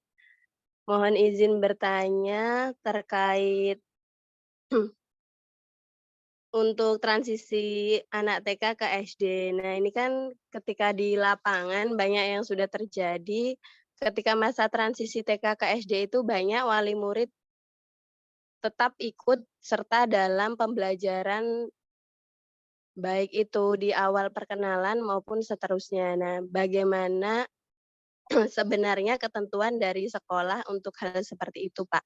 Karena kan tadi kan untuk kenyamanan baik murid dan juga guru, terus keleluasaan guru dalam memperkenalkan lingkungan belajar siswa di sekolah. Tapi pada kenyataannya banyak juga wali murid yang ikut serta dalam perkenalan masa sekolah. Nah, terkadang itu juga malah mengganggu aktivitas. Bagaimana Pak itu semestinya? Terima kasih. Ya, terima kasih Bu Hanifah atas pertanyaan. Ini dari SD Al-Quran, Bu ya. Baik, ini Ya, SD Al-Quran Pekalongan, Pak. Ya. Ya, pertanyaan kedua. Monggo, Bapak Ibu. Ada yang raise hand, Pak. Sebentar, Pak. Ibu, Pak, Bu. Bapak Musa Asnawi. Sebentar, Musa. Silakan Pak Musa. Ya, izin bertanya Bu. Assalamualaikum warahmatullahi wabarakatuh. Waalaikumsalam warahmatullahi wabarakatuh. Nama saya sudah jelas tertera tadi. Saya dari UPTD SD Negeri Bumenabung, Kecamatan Sukadana. Yang ingin saya tanyakan Bu, mungkin saya nggak dengar apa gimana. Yang jelas ke depannya guru kelas 1 dan kelas 2 ini nanti mengajarnya berpedoman pada kurikulum apa berdasarkan perangkat nanti Bu ke depannya. Sementara perangkat itu belum ada, perangkat pembelajarannya belum ada di sekolah gitu. Demikian aja Bu pertanyaannya. Mohon maaf. Ya, terima kasih Pak Musa. Terima kasih atas pertanyaannya. Bapak Ibu, ini pertanyaan, ada 2 pertanyaan yang sudah diajukan. Ini satu sesi aja karena nanti terlalu banyak, bingung juga nanti yang menjawab. Ibu Faridah, halo. Apakah masih stay? Ibu Faridah. Masih Bapak. Oke. Pertanyaan pertama dari Bu Hanifah terkait masa transisi. Ini terkait keterlibatan orang tua dalam mengikuti kegiatan MPLS, termasuk kegiatan-kegiatan program daripada guru kelas 1 terkait masa transisi. Apakah diperkenankan terkait bagaimana orang tua itu mengikuti kegiatan tersebut. Jadi itu intinya itu. Nah, terkait juga kenyamanan, mungkin maksudnya kenyamanan guru itu kalau ada orang tua kan ya agak-agak ngeredek, apalagi orang tuanya nanti camat, Pak Camat, atau Pak Pengawas. Mungkin itu, mungkin Bu Farida, silakan diberikan waktu untuk menjelaskan. Monggo. Terima kasih Pak Wayan kesempatannya menjawab dari pertanyaan Ibu Hanifiah ya dari SD Al-Quran tentang bagaimana keterlibatan orang tua. Tadi sudah disebutkan di 3 hari pertama orang tua itu harus dilibatkan. Pra MPLS juga harus kita ajak komunikasi ya Bapak Ibu ya. Jadi bisa melalui WAG kalau sudah punya WAG. Kemudian bisa di hari pertama itu kita memberikan berkomunikasi tentang visi misinya kita untuk di kelas, bukan di sekolah ya. Jadi di situ memang orang tua dilibatkan secara langsung. Kita bisa memberikan setting tempat untuk orang tua di kelas untuk hari pertama. Boleh di hari pertama itu orang tua masuk. Jadi Bapak Ibu guru di sini harus memang punya kepercayaan diri yang lebih, berhadapan dengan orang tua secara langsung saat mereka menemani anak-anak di kelas di hari pertama. Jadi di 3 hari pertama itu kita secara bertahap ya melepaskan anak.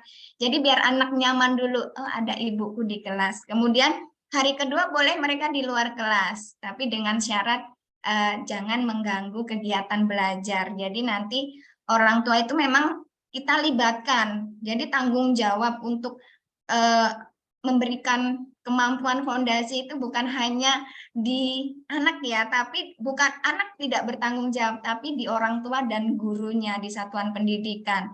Kemudian mungkin ada ketidaknyamanan di sini di hari pertama saja, kedua dan ketiga, kalau Bapak Ibu berhubungan dengan orang tua ya. Jadi di sini Bapak Ibu memang harus sekarang ini dituntut berkomunikasi aktif dengan mereka, karena kita tidak bisa memberikan kegiatan pembelajaran itu sendiri, karena di sekolah itu anak-anak hanya 3 jam ya Bapak Ibu ya, sedangkan di rumah itu pembelajaran yang sebenarnya karena begitu lama ya di rumah. Jadi kita tidak boleh melepaskan itu. Jadi untuk hari pertama boleh orang tuanya masuk, kemudian hari kedua di luar. Nanti kan anak-anak diajak keliling ya. Boleh orang tuanya melihat saat anak-anak berkenalan dengan lingkungan belajar di sekolah, tidak hanya di kelasnya saja. Kemudian hari ketiga baru mereka boleh di luar gerbang. Jadi disapihnya itu perlahan-lahan ya Ibu ya. Jadi memang harus orang tua itu dilibatkan di masa MPLS. Begitu Pak Wayan, terima kasih. Ya, Ibu Hanifah, gimana? Cukup ya penjelasannya? Saya kira jelas, ya, artinya bisa diterima. Baik, untuk pertanyaan kedua, ini dari Bapak Hanafi, ini terkait pelaksanaan untuk guru kelas 1 dan 2, ini terkait apakah guru itu mengajar harus sesuai perangkat itu. Nah mungkin ini nggak tahu perangkat ini maksudnya apa, perangkat sejenis modul ajar atau buku. Nah, mohon penjelasannya Ibu Farida, monggo. Terima kasih. Menjawab pertanyaan dari Pak Musa Asnawi dari UPTD SD Negeri Buminabung, Kecamatan Sukadana. Bapak kalau di sekolah belum punya perangkat, Bapak bisa memanfaatkan PMM ya. Jadi di situ di PMM itu Bapak bisa download modul ajar, kemudian pemerintah Kementerian Pendidikan, Riset dan Teknologi sudah menyediakan banyak hal di situ yang Bapak butuhkan untuk mengajar di kelas. Jadi CP, ATP, kemudian modul ajar, kemudian P5 pun sudah ada di PMM. Jadi Bapak bisa memodifikasinya atau melihat ya. Kemudian buku-buku untuk kurikulum merdeka kita tidak harus berpatokan dengan buku. Jadi kita nggak pakai buku di kelas, kita pakai permainan-permainan. Kemudian kita bisa menggunakan barang-barang bekas untuk permainan-permainan tersebut. Tidak terpaku pada buku kalau kita belum memiliki buku. Kemudian kita bisa memanfaatkan PMM untuk semua yang kita butuhkan. Perangkat itu juga ada di PMM, sudah lengkap ya Pak Wayan ya.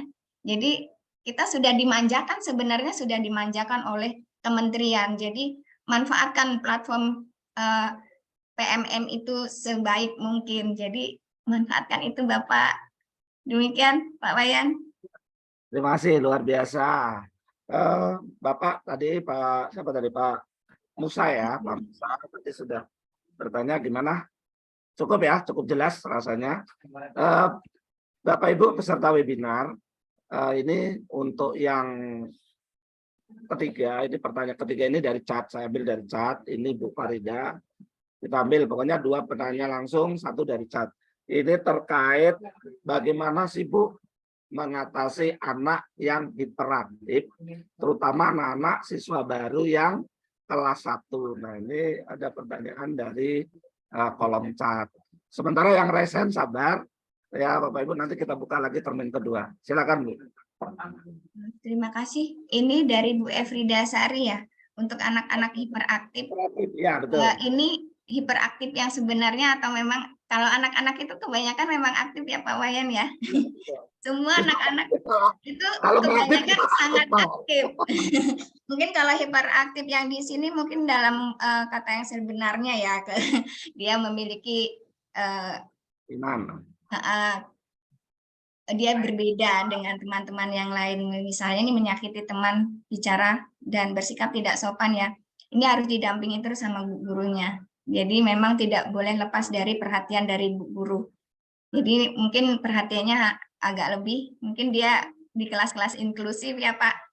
Ya. Jadi memang siswa-siswa yang seperti ini harus didampingi oleh guru terus-menerus.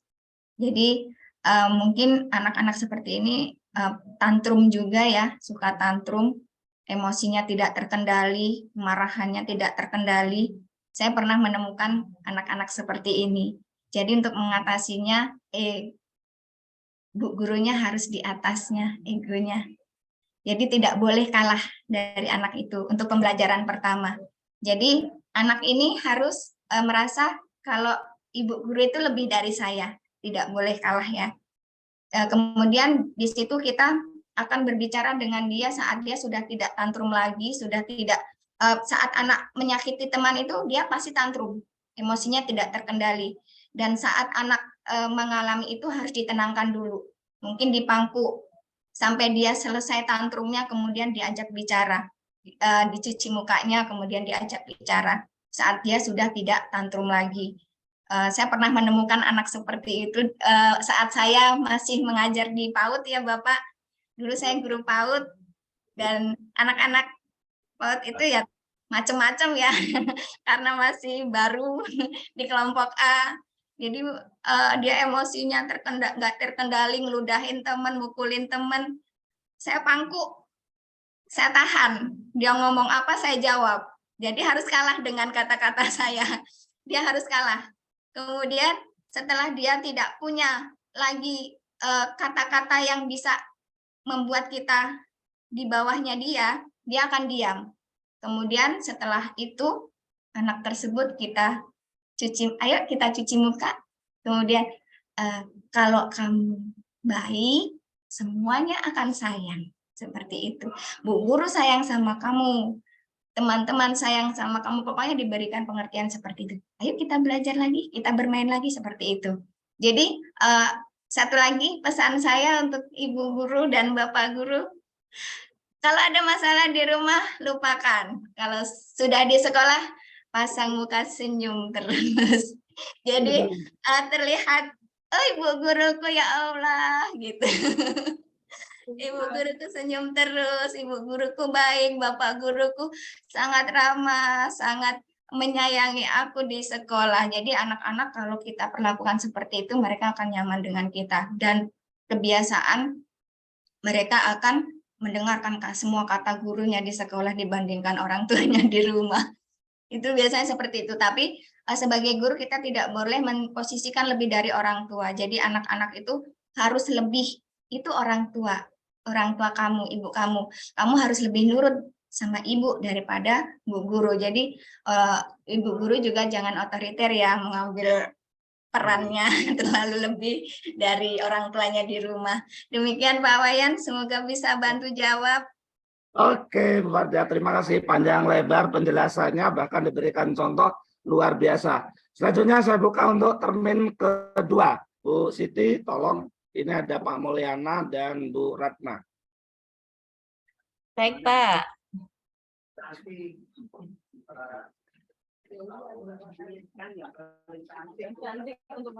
Pak Mulyana, apakah sudah aktif ya? Halo, Pak Mulyana. Ya. Oh, Bu. Oh, Ibu ya. Ya, Bu, mau Bu? Dibuka dulu. Mic-nya dibuka.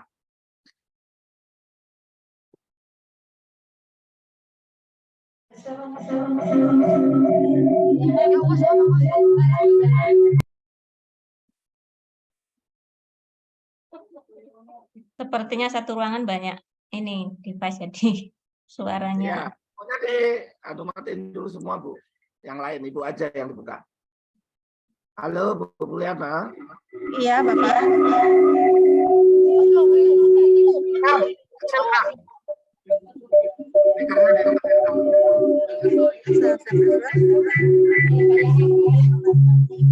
Tolong speaker Bapak Ibu. Ya, silakan Bu. Ya. Terima kasih Pak atas waktunya.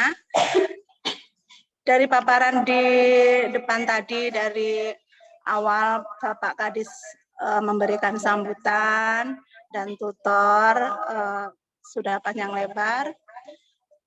Saya mewakili teman-teman ingin menanyakan, kami sebagai guru kelas 1, apakah boleh memberikan contoh huruf-huruf yang akan kita kenalkan? Karena kita sudah melaksanakan PTS, kemudian UAS dan sebagainya. Kalau kelas 1 belum bisa membaca, bagaimana mengerjakan soalnya, itu Pak. Jadi kan tadi kita tidak boleh membawakan anak, apalagi memberikan PR Pak. Sedangkan di sekolah hanya beberapa jam kita belajar. Itu saja Bapak pertanyaan dari saya. Ya, Terima kasih. Assalamualaikum warahmatullahi wabarakatuh. Ya, terima kasih Bu Mulyana. Lanjut Bu Ratna.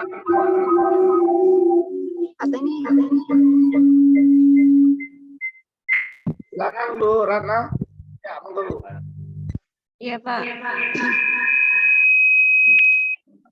Assalamualaikum warahmatullahi wabarakatuh. Waalaikumsalam. Silakan Bu. Terima kasih kepada host yang telah memberikan kesempatan kepada saya untuk bertanya. Pertanyaan saya kan untuk MPLS atau transisi dari PAUD ke SD ini kan mungkin baru ya Pak ya. Kemudian pertanyaan saya adalah, apakah perlu kita mengadakan parenting house atau misalkan kita ajak kerjasama terlebih dahulu para orang tua, karena kan mungkin tujuan daripada orang tua itu berbeda-beda. Terkadang ada tuntutan bahwa anak itu harus bisa membaca dan berhitung di SD. Sementara kalau untuk menurut pemaparan tadi, itu di SD, khususnya di kelas 1 dan kelas 2 itu tidak diwajibkan untuk membaca tadi. Nah, bagaimana memahami orang tua agar tujuan daripada kurikulum kita atau dari sekolah itu sama dengan tujuan juga di orang tua, sehingga terjalin kerjasama yang baik gitu dan target kita pun tercapai. Itu yang pertama. Yang kedua, terkadang kita di lapangan itu berbeda dengan di apa yang kita dapat teorinya selama ini.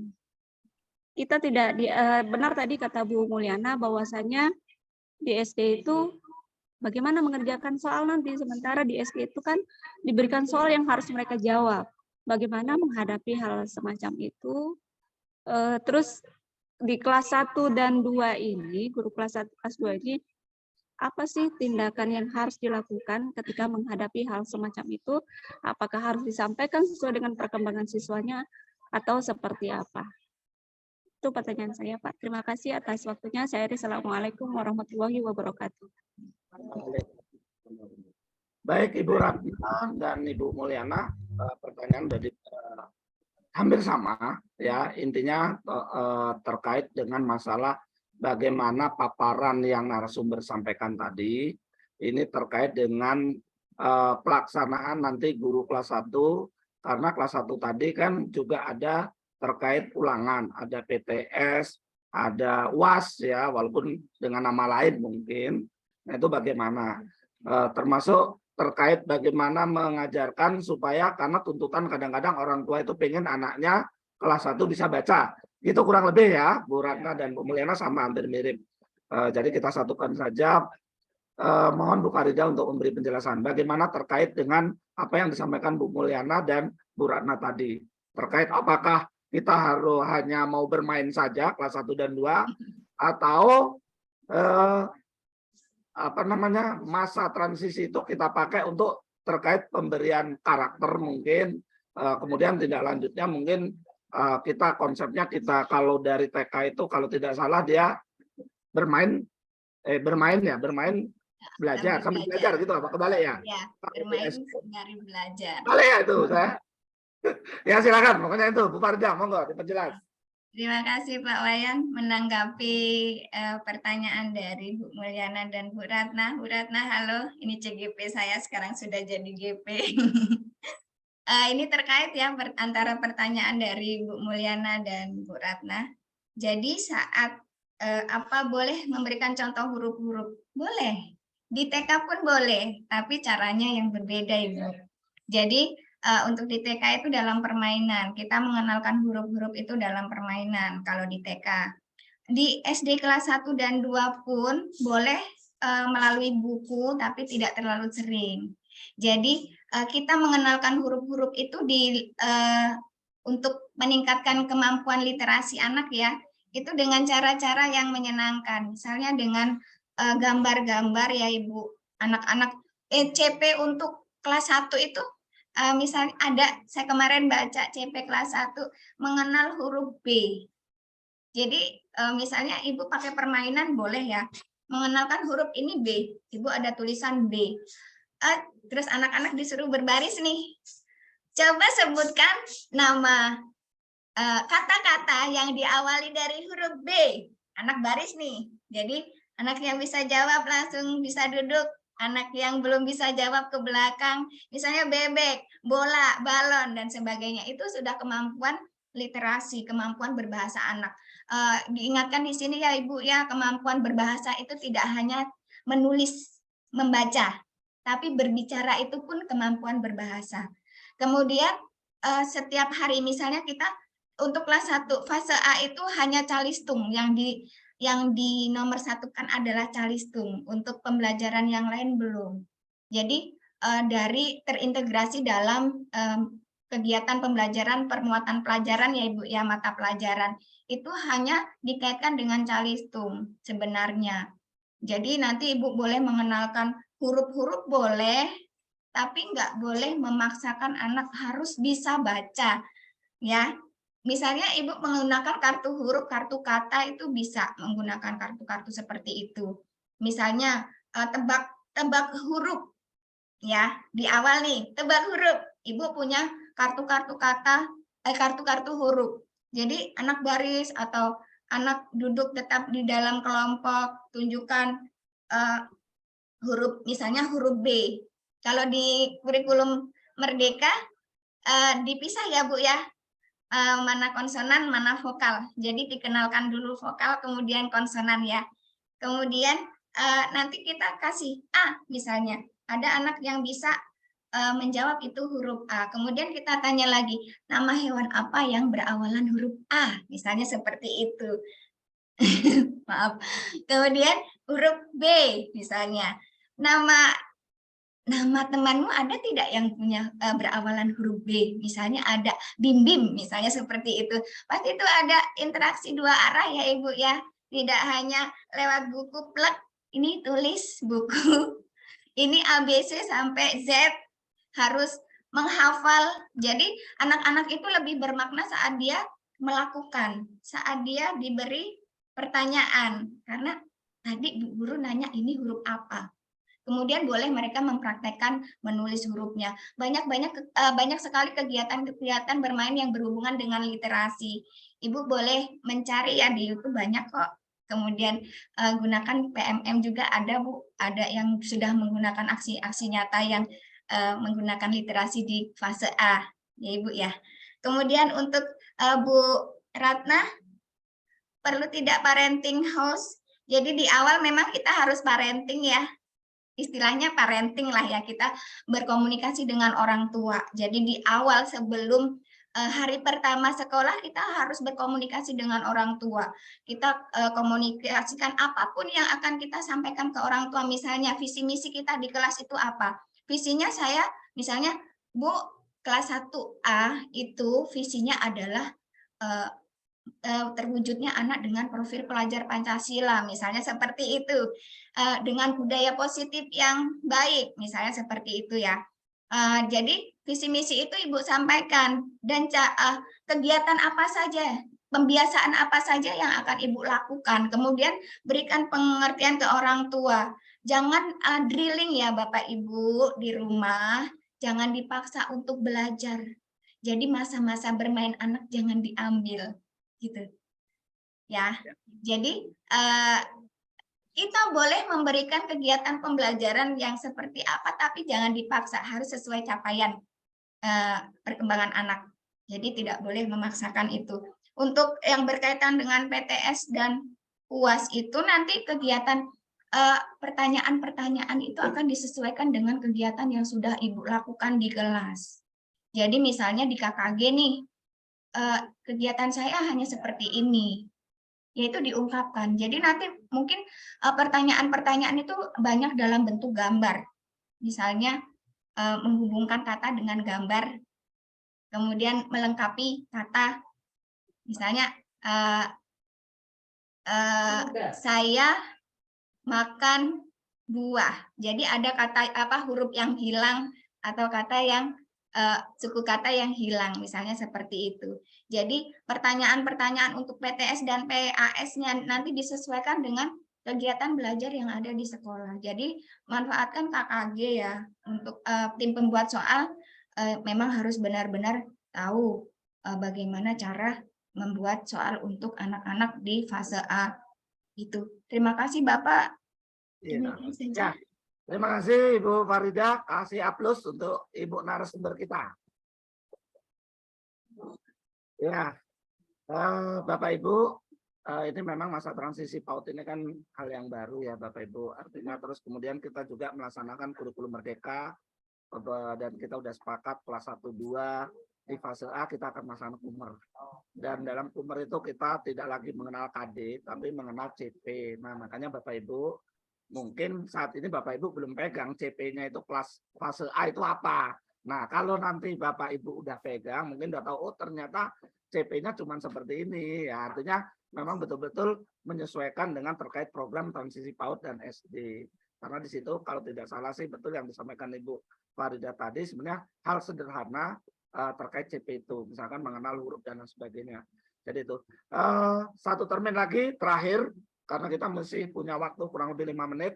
Monggo Bapak Ibu yang ingin mengajukan pertanyaan. Oh ya, tadi dalam kolom chat ini ada pertanyaan terkait pelaksanaan MPLS yang di kalender pendidikan tanggal 10 sampai 15. Bapak Ibu, nah ini langsung saya jawab saja karena ini terkait teknis menyamakan persepsi. Untuk MPLS itu kalau untuk SD nggak mungkin tanggal 10 karena ada beberapa sekolah yang masih muridnya baru dapat 2. Yang masih belum dapat murid karena nanti tanggal 17 mereka baru daftar. Kita luas saja Bapak Ibu. Kepala Satuan Pendidikan mengaturannya luas saja. Artinya kalaupun misalkan memang pelaksanaan tanggal 17, ya nggak apa-apa. Karena itu kan kalender ya Bapak Ibu. Kalender itu dibuat sebenarnya itu untuk SMP. Kalau SMP ya karena mereka memang ada jeda waktu yang sudah ditentukan. Kalau SD nggak bisa. Karena wajib. Usia 7 tahun, Bapak Ibu, kalau ada di sekitar Bapak Ibu belum daftar, Bapak Ibu wajib menemui orangnya, suruh sekolah. Itu kalau SD. Mungkin itu Bapak Ibu terkait masa MPLS yang bertanya di chat. Selanjutnya Bapak Ibu saya buka untuk termin ke-3 terakhir, 2 pertanyaan. Oh ya, UPTD SD Negeri Braja Lebah. Monggo Bu Siti dibuka. Ya Pak, sudah. Oke, monggo siapa ini Pak apa Bu? PTD SDN Negeri Braja Lebah. Halo. Halo Pak Partiman ini. Oh ya, Ibu ya. Ya Bu, dihidupkan dulu mikrofon. Klik. Ya, di laptop atau di HP mikrofonnya dihidupkan dulu. Belum.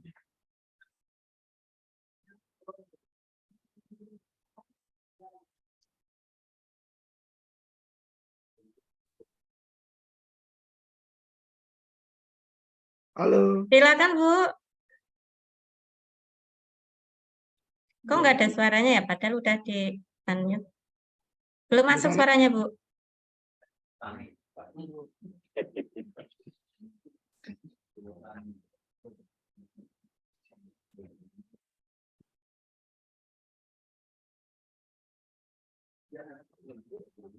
Monggo Bu. Ya. Oh, ini nggak masuk. Tidak ada suaranya Ibu. Di kolom chat saja mungkin.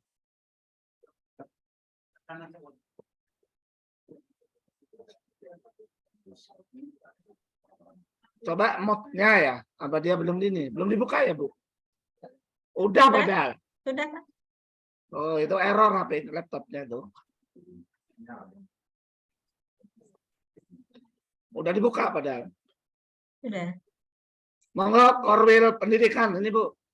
Korwil Pendidikan mana ya? Monggo Bu, Bu Siti dibuka ini Korwil Pendidikan. Ya, Pak. Oh, Labuan. Ya, ntar masih sudah klik cuma belum.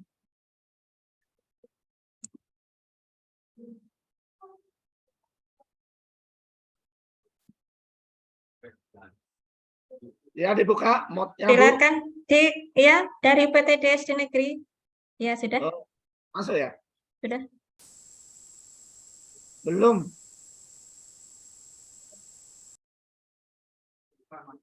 Korwil aja Labuan. Silakan. Nah, Bu, duluan. Ini ada Ibu, siapa ini?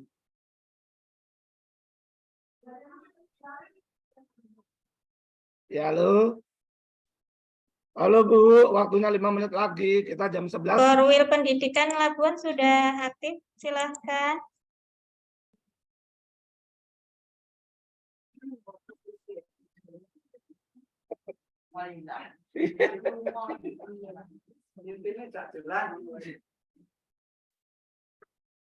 Monggo kalau enggak UPTD SD Negeri. Monggo Bu.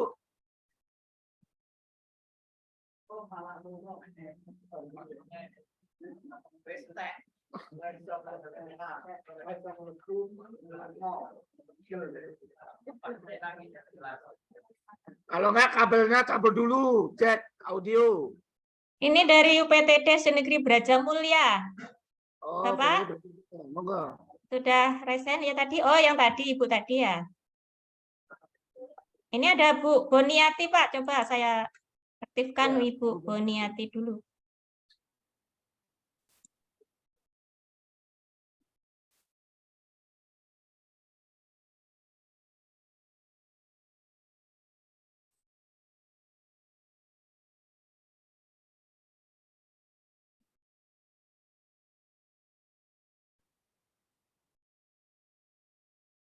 Ibu Boniati. Halo.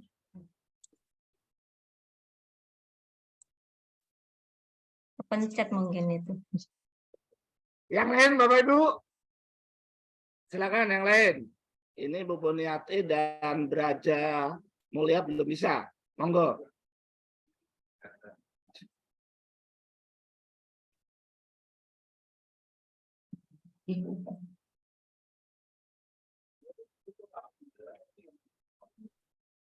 Mungkin dari kolom chat aja Pak itu yang Ibu Sugianti. Dari Ibu Sugianti bisa.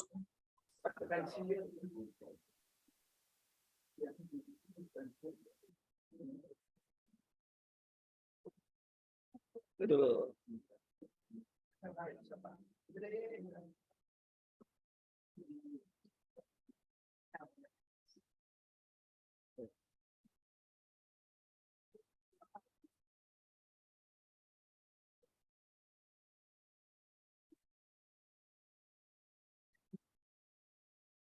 Ya, Bapak Ibu, ini sambil menunggu, ini dari kolom chat ada yang bertanya, apakah pelaksanaan kegiatan MPLS ini hanya menjadi tanggung jawab mutlak guru kelas 1? Bisa kita berkolaborasi dengan teman sejawat atau guru kelas lain mungkin ya. Nah, terus kegiatannya apa saja? Ya, mungkin ini sambil menunggu ini Bu Farida untuk termin ketiga, termin terakhir. Silakan, monggo dijawab. Oke, Pak Wayan, terima kasih untuk menjawab pertanyaan dari Bu Sugianti. Apakah kegiatan MPLS itu tanggung jawab mutlak guru kelas? Kalau di kelasnya iya. Kalau mau berkolaborasi dengan teman sejawat boleh, tapi tetap tanggung jawab di kelas, tanggung jawab guru kelas masing-masing. Misalnya contoh kegiatan-kegiatan yang akan dilakukan apa, kita bisa berkolaborasi dengan teman sejawat satu rombelnya ya, misalnya kelas 1 ABC itu bisa sama kegiatannya sama apa yang akan dilakukan. Kemudian untuk contoh kegiatan tadi di paparan materi sudah diberikan contoh kegiatan dari hari pertama sampai dengan hari ke-14 ya. Kegiatan 2 minggu itu apa saja yang akan dilakukan. Nanti sudah saya share ke Pak Wayan ya materinya Pak Wayan, nanti bisa disebarkan ke K3S kecamatan lain. Jadi contoh-contoh kegiatan sudah ada di situ ya Ibu Sugianti. Oke, siap. Demikian Kayaknya udah saja, Pak terjawab ya. Wayan. Oke, Bapak Ibu, karena waktunya sudah menunjukkan pukul 11, jadi mohon maaf yang mau bertanya ditahan, maksudnya ditahan nanti japri saja dengan Ibu Farida. Ibu Farida ini adalah beliau guru SDN Sri Menanti. Beliau juga kalau tidak salah Fasil, guru penggerak juga Fasil ya. EP Pak, pengajar Apa? praktik guru Oh, penggerak. pengajar praktek ya, itu Fasil. Ya, dia juga yang kemarin dikirim ke Jakarta, Pak, ke Tangerang terkait masalah transisi ini. Silakan nanti bertanya lebih jauh. Dan untuk materi yang mungkin Bapak Ibu yang nggak bisa download di SMS Zoom, nanti akan saya kirim lewat K3S kecamatan masing-masing. Silakan nanti Bapak Ibu K3S untuk mengeser di grup kepala sekolah, kemudian kepala sekolah untuk mengeser ke guru-guru kelas 1. Bapak Ibu, mungkin untuk pertemuan hari ini MPL terkait tanya jawab saya cukupkan. Untuk acara tanya jawab lebih kurang mohon maaf, saya selaku moderator kalau ada yang kurang pas tolong dipas-paskan saja. Dan saya dengan wassalamualaikum warahmatullahi wabarakatuh. Selanjutnya Bu Siti Waalaikumsalam warahmatullahi wabarakatuh. menutup kegiatan ini. Monggo Bu Siti. Ya, terima kasih Pak Wayan.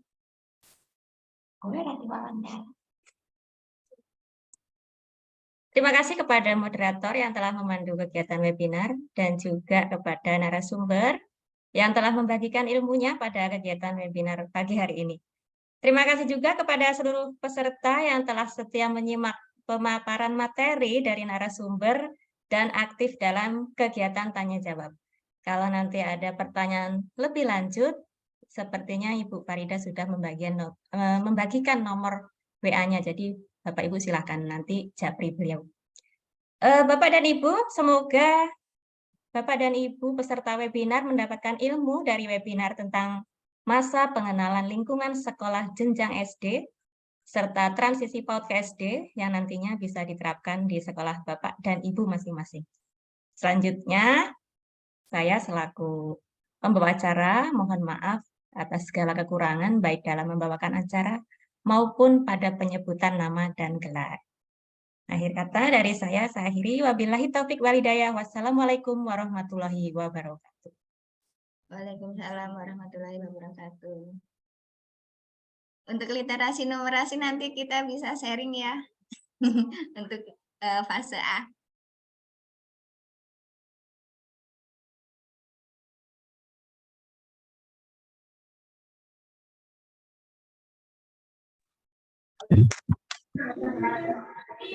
Sudah sempat hadir, sudah absen.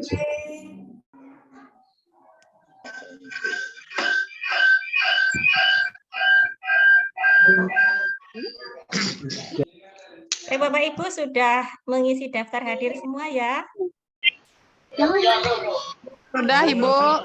Sudah. Kalau nanti ada temannya yang mungkin tertinggal, boleh di-share linknya ya Bapak Ibu ya. Izin saya tutup link Zoom meetingnya ya Bapak Ibu ya. Pamit. Makasih. Terima kasih Bapak Ibu semuanya. Sama-sama. Terima kasih.